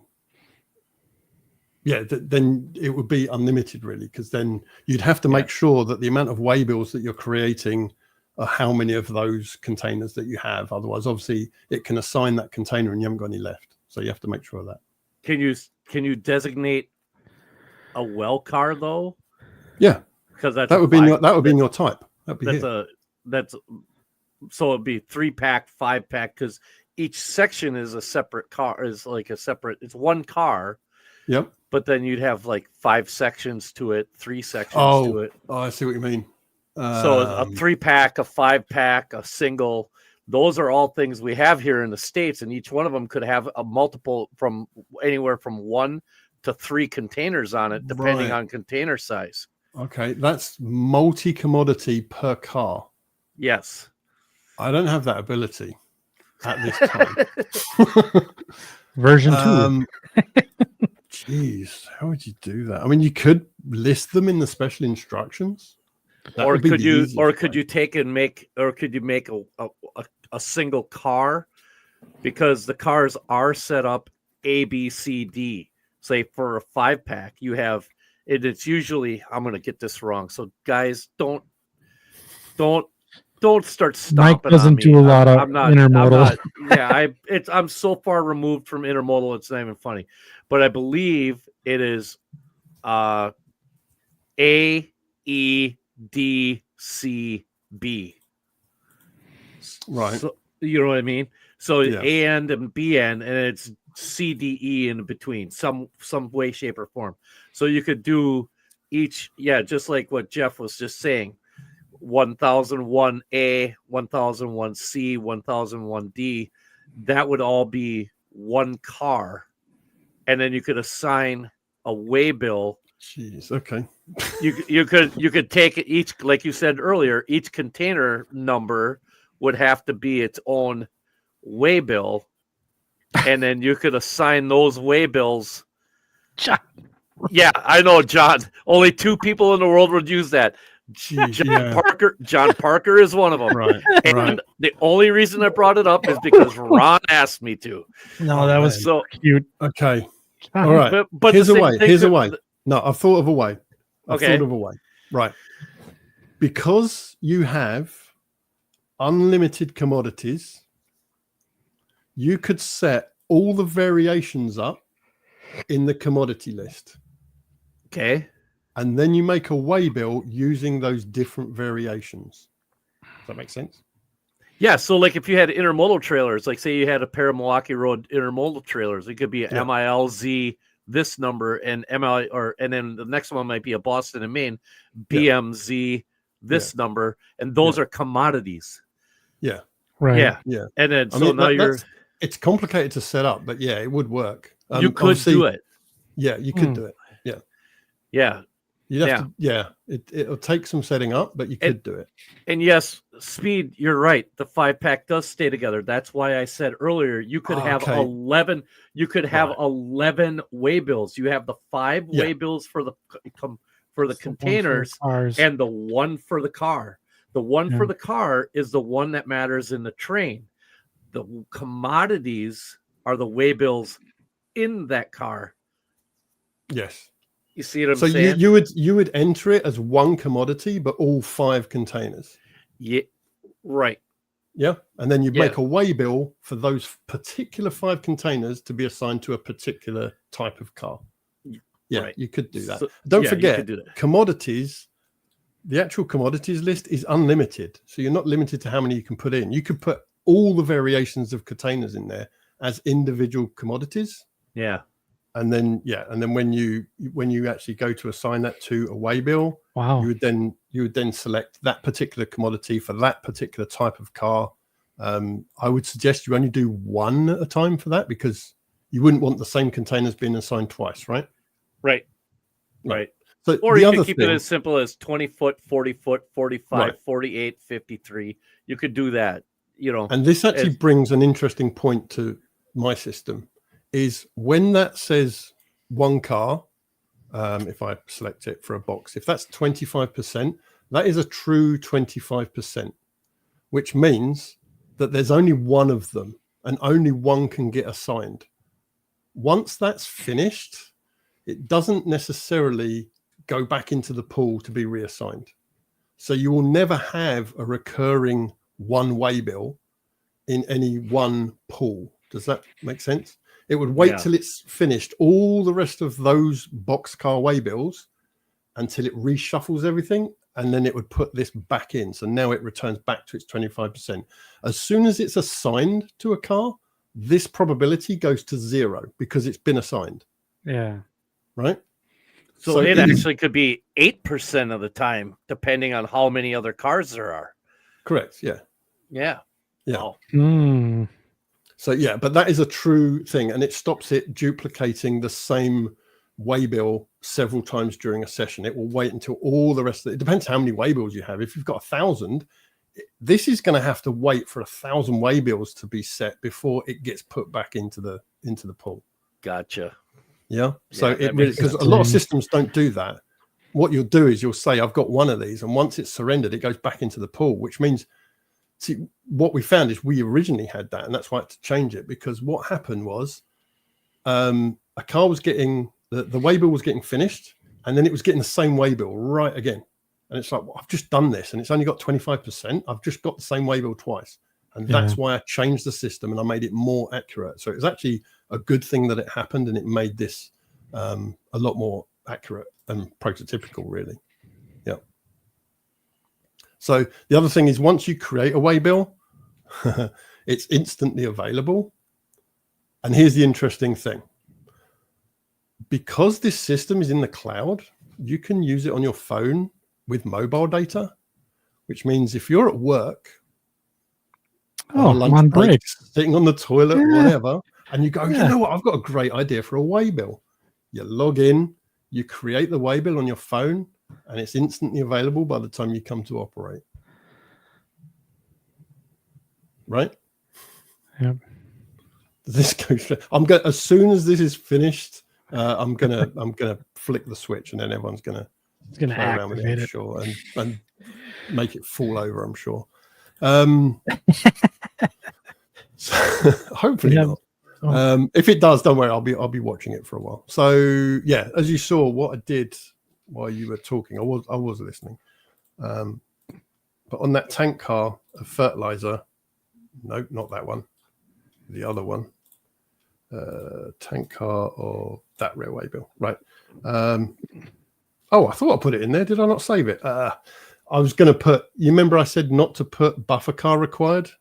Yeah. So that's where you would put it in the special instruction. So this has got fertilizer, and you would put buffer car required for that particular one. Likewise, you can do things like run at front of consist for stock cars, things like that. That would go on the waybill, not on the car itself, because if it's empty, it doesn't need to be at the front. It's only for that specific operation. Now, something I've used rare waybills for, and this is another thing, you don't have to do them with individual. Like I say, you could suddenly, inject 30 waybills into the system on a rare waybill. What I have is there's a lot of logging ops. So the logs come down from the logging camp, they get turned into lumber, and they get delivered to the barge. And that I've balanced quite nicely so it doesn't overflow the logging camp. And again, at any time you can adjust these waybill amounts. If you think there's too many, you can just dial them down and it will just reduce over time. Or you can dial them up and you'll get more. Yeah. And that's live. That you can do that during an operating session. It won't damage anything. You can also change the turnaround times. If they're too slow or too fast, you can change them live, and that won't affect anything either. If you change the commodity or the spot, it will still save it on the waybill, but any waybills that are already assigned will get removed from the cars, and those cars will then get assigned at that location as pickup empties. Yeah. So just bear that in mind. But what I've got is, so my logs come down, they go to the lumber yard, and it all flows really nicely. But what I've done is, on a rare waybill, I've injected like 20, 30 extra ones, like a special order, like a rush hour. And all of a sudden, everything goes crazy, because you think, hang on a minute, all I'm doing is just pulling logs from this logging camp and delivering it to the thing. And it all goes crazy. So you can actually have it as like a rush hour feel, special orders, stuff like that. Yeah, but you can adjust how many you want. You can go crazy with it. It's quite nice though, because it doesn't suddenly happen. What you do is, because of the probability, you start seeing more and more of them, and you think, hang on, what's going on here? And then all of a sudden you've got this influx of coal or logs or whatever. And then once they're all started to sort of die down, it actually slowly reduces until it turns back into normality. So it's really nice to to use the rare waybill as that, like a sudden, a sudden injection of certain commodities. Yeah. What else have I got? Yeah, so you won't be running out of waybills. The shuffling is done completely automatically. Yeah, so you can easily change and adapt. Like I say, you can adjust all the limits and all that kind of stuff, and it's available immediately. So like I say, if you've got a physical card system and you think, well, there's too many of these, you'd have to root through, find them, throw them away. Or if you think I need more, you've got to then make a note and print them. But this is available immediately. Yeah. So they become instantly available. So, yes, I mentioned the remote thing. So while you're sitting on the toilet at work, you can come up with some new waybill ideas. Or while I'm in a Teams meeting that I don't... Right, I'm going to make some waybills. Yeah. Waybills. So is there anything regarding waybills and that? And I'll just there's a couple of questions. So, and I appreciate you, Steve, for hanging on. No, it's fine. And entertaining us here. I love this stuff. I could talk about it for hours, but I don't want to bore everyone. So Jeff Schultz says, how easy to duplicate waybills to up the percentage of that load route being selected? Hang on. How easy to make duplicate waybills to up the percentage of that? Change the total number of waybills. That's all. You just change it. You just go like change that. the total number of waybills. There you go. It's done. And then you go over here, you press save, and it's done. Because it says, duplicate waybills. I see what you mean. So yeah, this is one waybill, but it's going to be repeated 42 times. That's a pool of waybills. Yeah, that's what you meant. I thought you meant duplicating waybills, but no, you have to put them in individually. But yeah, if you want to change the amounts, you can literally just change them here, and it will. So that would be assigned. That waybill could possibly be assigned to 20 different cars then. Yeah. At any one time. Yeah. Yeah. So, and then there was one other question here from Chris Holzbach. Says, can cards cover locomotives and the 92-day service interval? Okay. Right. Version 1, everybody, right? We are doing car cards and waybills. I have actually got a list because I knew people were going to ask, can it do this? Can it do that? Yeah. On my list of coming soon, things to think about, things to do is locos and cabooses. People like to have caboose cards. Yeah. So I've got that as the things to do. We don't have them yet, but that's certainly not beyond the realms of possibility. The only issue I have with it, it's certainly at our club, is we run our own locomotives. We actually bring our own locos to the club. There's some club locos, but we run our own. So you would either have to ignore the loco cards, or you would have to create a loco card for that particular individual. Yeah. Okay. So yes, it's on my list, but at this moment, no. And Gert Miller says, asked right down here, he says, can we print the waybills? And I'm like, no, that's the purpose behind the program is to eliminate the printed waybill. Gert got here a little late. Yeah, he got here a little late. So it's all cloud based. Yeah. What I would do, Gert, is wait until we've finished and then rewind and watch the whole thing again. There's a good 3 hours, 16 minutes of it to go through. Yeah. But it's basically it takes away from it. That way you can use your smartphone or some other device to actually access your card and waybills and not actually have them. Right. Someone actually said, is it going to be an app? And the reason why I've avoided using apps is I've made this all browser based. So you can use it on apps tend to not work on older devices, but if you've got a browser, more than likely it's going to work, unless it's really a really old device. But anything with a browser and an internet connection, it will work. So phones, tablets, a normal browser on your computer, and we've even got this working on a smart TV if you really want to push the boat out. But there we go. Yeah, so anything with a browser and a connection, that's all you need. So yeah, shall I just quickly go over sessions? So the way sessions work is it's just 3 simple buttons. You can create a session, you give it a name, and then you can look at, I haven't created anyone. Oh, this is a new account, isn't it? Yep. Give me a moment. Yeah, let me log out of this one and log into mine because it's got sessions on there already and it saves me having to create brand new ones. Let's go back to, no, not that one, that one.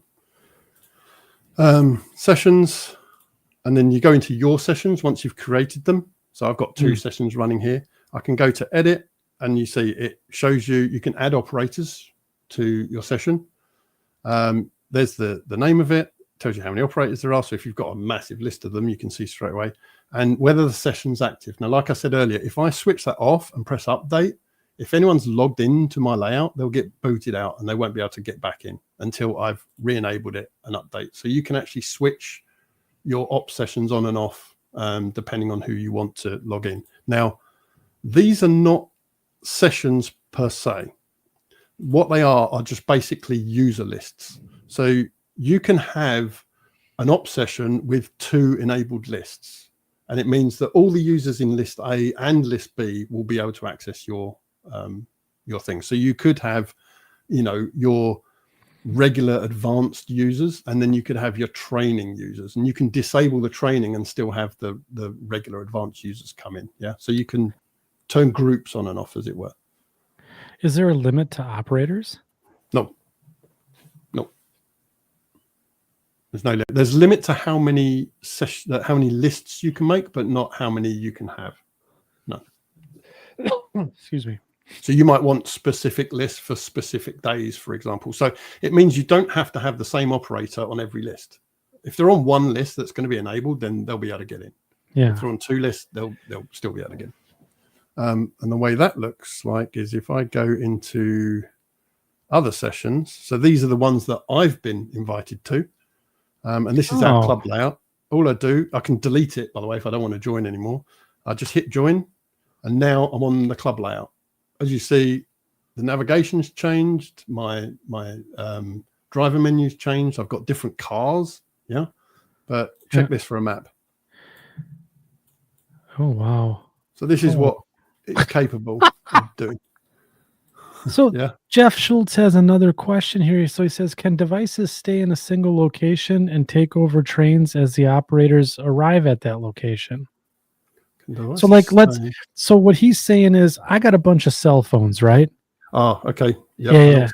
And so I want to, let's say someone doesn't have a cell phone, whatever, right? They come in, they want to, Jeff wants to provide something to them. Yeah. Can they do that? So long as they log in. No, right? you can't have multiple users on one device, if that's the question. But if you had, let's say I had 5 phones. Oh, you can give them. They could just log in, use their login. Yeah. Oh, yeah. Yeah, they have their own login. So all they do is go to trainwaybills.com, log in, and boom, they're operating. Right. It won't let you log into multiple devices, by the way. So if you're logged in at home and you go to a track and you log in, it will actually disconnect you from the one at home. So when you get back, you'll have a message on the screen saying you've been disconnected because you've logged into another device. Yep. So, and that's just because you're basically connecting to the same session twice, and all kinds of things start happening. But yeah, that's what's capable. So you can do different yards, different switching locations. There's a classification yard there. There's another classification yard there. Wow. There's loads of it. So yeah, it's like I say, it's not going to do absolutely everything for everyone. I'm just going to log out of this session, by the way. You just go to sessions, leave session, and then it throws you back to your own layout. Yeah. But yeah, it's not going to do absolutely everything for everyone. I don't think there is a system out there that can. So, but this is simply to not overcomplicate the system. Plus, this is version 1. Just understand that. Yeah, I'm still working on this. This will definitely get you. This will basically replace this right now. Yeah. Right. What we have at our layout, this car card system with turnable waybills, this completely replaces this right now. All these little advanced features that you're talking about, I can add those later, and I will be. So yeah, we try and give you like really advanced operations, but really simple to use. And like I say, I have regular updates. There's a ticket system as well, ticket support system. You can suggest stuff, and I'm sure I'm going to get inundated with suggestions. Yeah, I was going to say this crew is. Yeah. I mean, there's just go easy on me, guys. All right, that's all I'm asking. And because it's dynamic data, like I say, if I build features in the future, I will make sure that data is not being messed around too much, because what we don't want you to do is have to re-enter data for all of your cars. Right. We want to try and use your existing data. If we put an extra feature on cars, for example, then we'll do it so it can be left blank. So you don't have to go. You can then go through and re-enter them as you want. So yeah, hopefully this has given everyone something to think about, and you like what you saw. So I think this is really cool, and yeah, it's very interesting.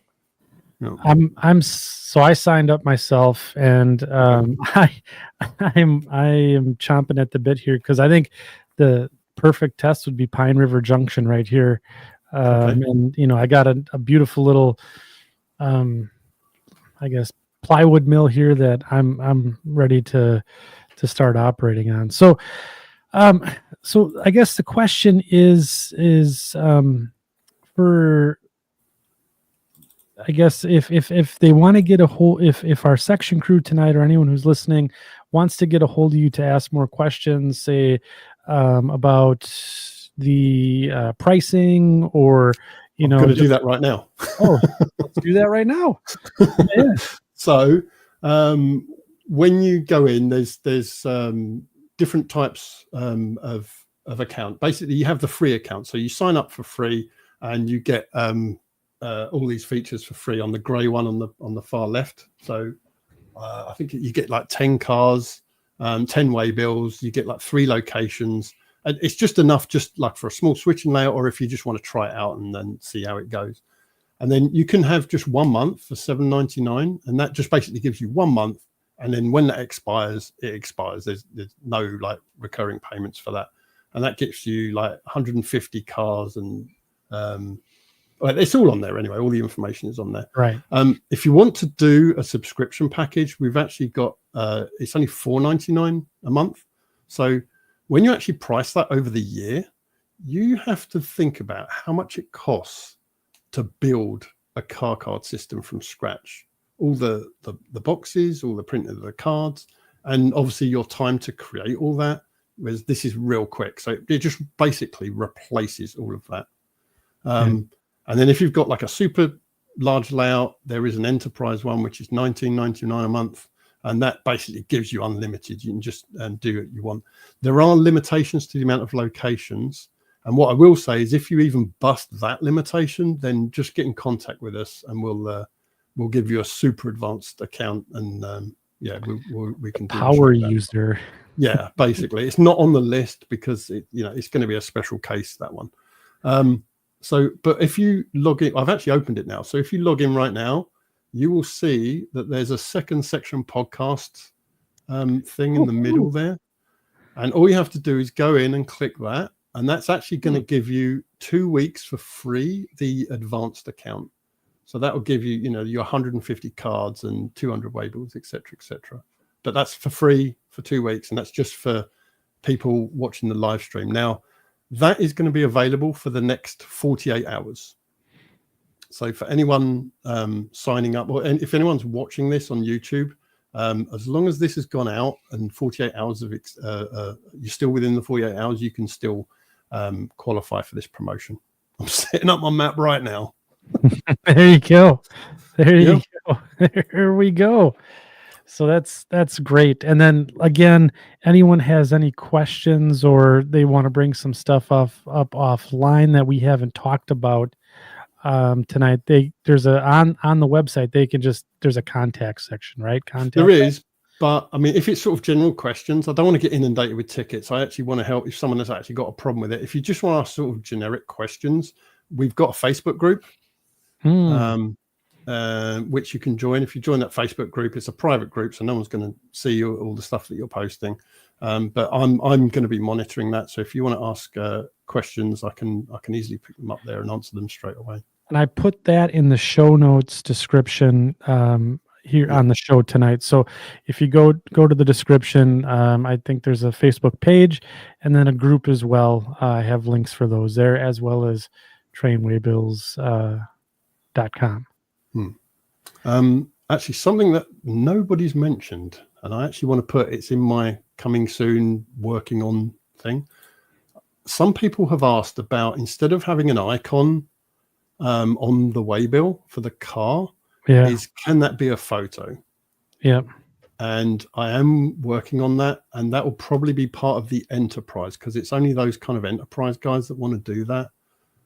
So you will be able to upload your own actual photo of the car, and it will appear on the car card itself. But that's a future release that is coming. So like I say, if you are a subscriber now, like I say, you don't have to, because we've got the free promotion, so just go and grab that. But if later on down the line, if you want to subscribe, when we add these features, you'll just immediately get them. You won't have to upgrade or anything. You'll just immediately get them if it's part of that package. Yeah. And then just a dumb question, because I'm part of the weird world of software development. You do a new release or something like that. Is the user base going to get updates from you guys to say, hey, here's the new stuff, here's all the features we added, that type of thing? Yeah, it will be on the upgrade screen. When you actually go to the upgrade, by the way, I didn't show you how to get there. Let me just do this for a second. So if you go to account and then upgrade, it's all on there. It actually shows you what you have for that. Sure. It also shows you how many days you've got remaining if you buy like the month or something. Cool. So when I add features, I'll just add it to this list. But obviously I will put out a notification on probably Facebook, just to say, we've added this new feature, but you'll see it in the list. And while you're actually playing around with it, you'll probably see it pop up anyway. Cool. Very cool. Nice. So, Mike, got to ask you, what'd you think of this one? It's interesting. It's phase one. There's boy, I got a lot to say. I can see some really good applications for it, and some good some really, like, I think if we had a medium to smaller size layout, I think it would be really, really cool. I think myself personally, I think club layouts, you'd almost need a guy to just handle this alone. You know what I mean? That would, or like one or two guys, because I don't know that. I'm not sure with like a club. Like, think about the Rippin' Club. How would you use this on the Rippin' Club? You know what I mean? Yeah, it would take. It's quite an endeavor to be able to get even. It's simple. I love how simple it is to set things up. It's awesome. And the concept behind it is amazing. I like that. It's the whole phone thing, though. If you're trying to run a train and flip through your waybills at the same time, that might get to be a little daunting, I think. Okay, so you're talking about, say, if you're operating a switch, not a switch list, but like manifests and just having a list of stuff rather than actually converting that to a car card system. No, I think he's talking about like using like engine. If I use engine driver on my phone, I use engine driver on my phone when I'm over at people's layouts. I use that, and so having to flip back and forth between the two, that might get to be a little bit, a lot. But other than that, I don't really have anything bad to say about it. It's just it's new, and it's something I'm going to have to play around with to see how how it actually would work for me. I don't know that it would be. It's like everything, right? Everybody has their own opinions on how things are. Set up. Like I say, it's not going I to do everything for everyone. The theory and the concept behind it is really, really cool. Yeah, I think it's a really good start. And that's but it's limitless, really, with how you're going to be able to down the road. It's really going to be kind of neat. No, but even now, like I say, I'm trying to replace the physical car cards. And by developing this, I found there's a lot more I can do. So just like we were saying with the rare waybills, the different timings you can do on the waybill, you can't do that with a physical system. Yeah. So that you have the added advantage of all those tools that you can use. Yeah, to make it more interesting, Right. You've brought in the art of the random, truly, right? And even when the layout owner doesn't know when that hot box is coming, right. That's the fun of it. Like, oh, so sorry, this you're gonna have to set that out. And I think I like that flexibility on it as well. Yeah. But the point is, if you're doing car cards and waybills, or you're thinking about doing car cards and waybills, this would be a good suggestion to save all that time and all that effort to start building the things. You can try it out on this, and it's done for you, and you can manipulate it as well straight away. So that's cool. I'm definitely, I can't wait to try it out. Have a little mini op session here with Pine River Junction. I think it's going to be break it already. Damn it. Yeah. Well, that's live. It's live. So but yeah, so what we can do here is we have the show notes out there, where we can have the contact information for Steve and trainwaybills.com.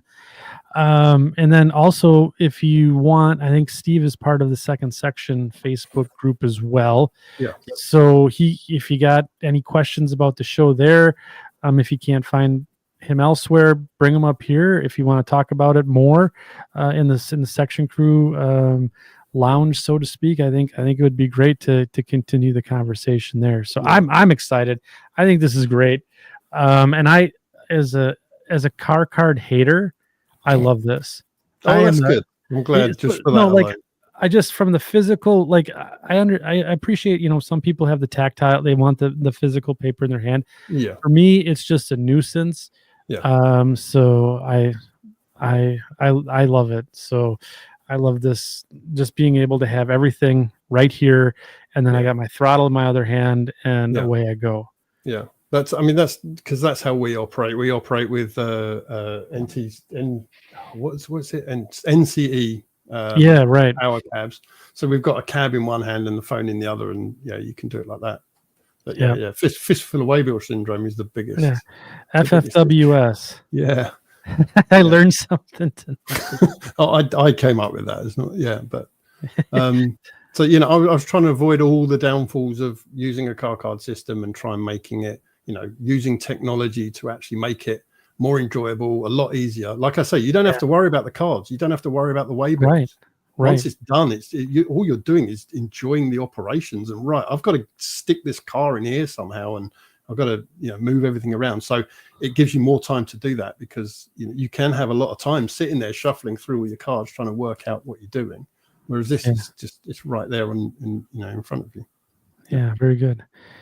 All right, so Section Crew, if you guys do have questions, again, I've given you all the contact information there. I think we're gonna get to the point here. We're gonna tie down for tonight, and close her down. Because we're on 3:37 now, so I'm so sorry it went on. But... it's one of our beautiful shows that runs this long. Yeah. But in 2 weeks, we're gonna be back. We're going to have a layout tour on display. We have Ken McCory scheduled to come on in 2 weeks. So that's going to be a hoot and a half. And I'm really looking forward to that.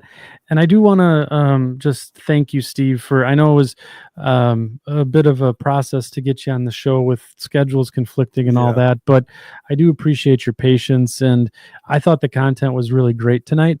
It was well put together, and I think I'm excited to use this system. So we'll have to log on. Thank you very much for coming on. That's awesome. No, thank you guys. I know it was a bit of an effort to try and get everything organized, but I know you guys were busy and different conflicting schedules, etc. So I appreciate you guys having me on. But like I say, is later on, if while things develop, maybe I can come back and answer some more in-depth Absolutely. questions, or we can have more play around with new features and stuff like that. So, yeah, and limitless. I think it would be great to, one of the, maybe a follow-up show at some point here where you can coach me on how I'm operating my layout once I get a couple more cameras set up here. So yeah, absolutely. very good. So thanks again, Steve. This has been a great show. And Mike, are you going to take us out tonight? Really? Is that the way you're supposed to do it? How am I supposed to tee it up? This is so awkward. It always is. I've told you this 100 times. What am I supposed to do? This is like the third time you've told me. This is like the third time I've had to tell you this. What's that? Okay, you're supposed to say, and Mike, what is it we always say here at the Second Section podcast? And just keep modeling. There you go. Have a good night, everybody. Good.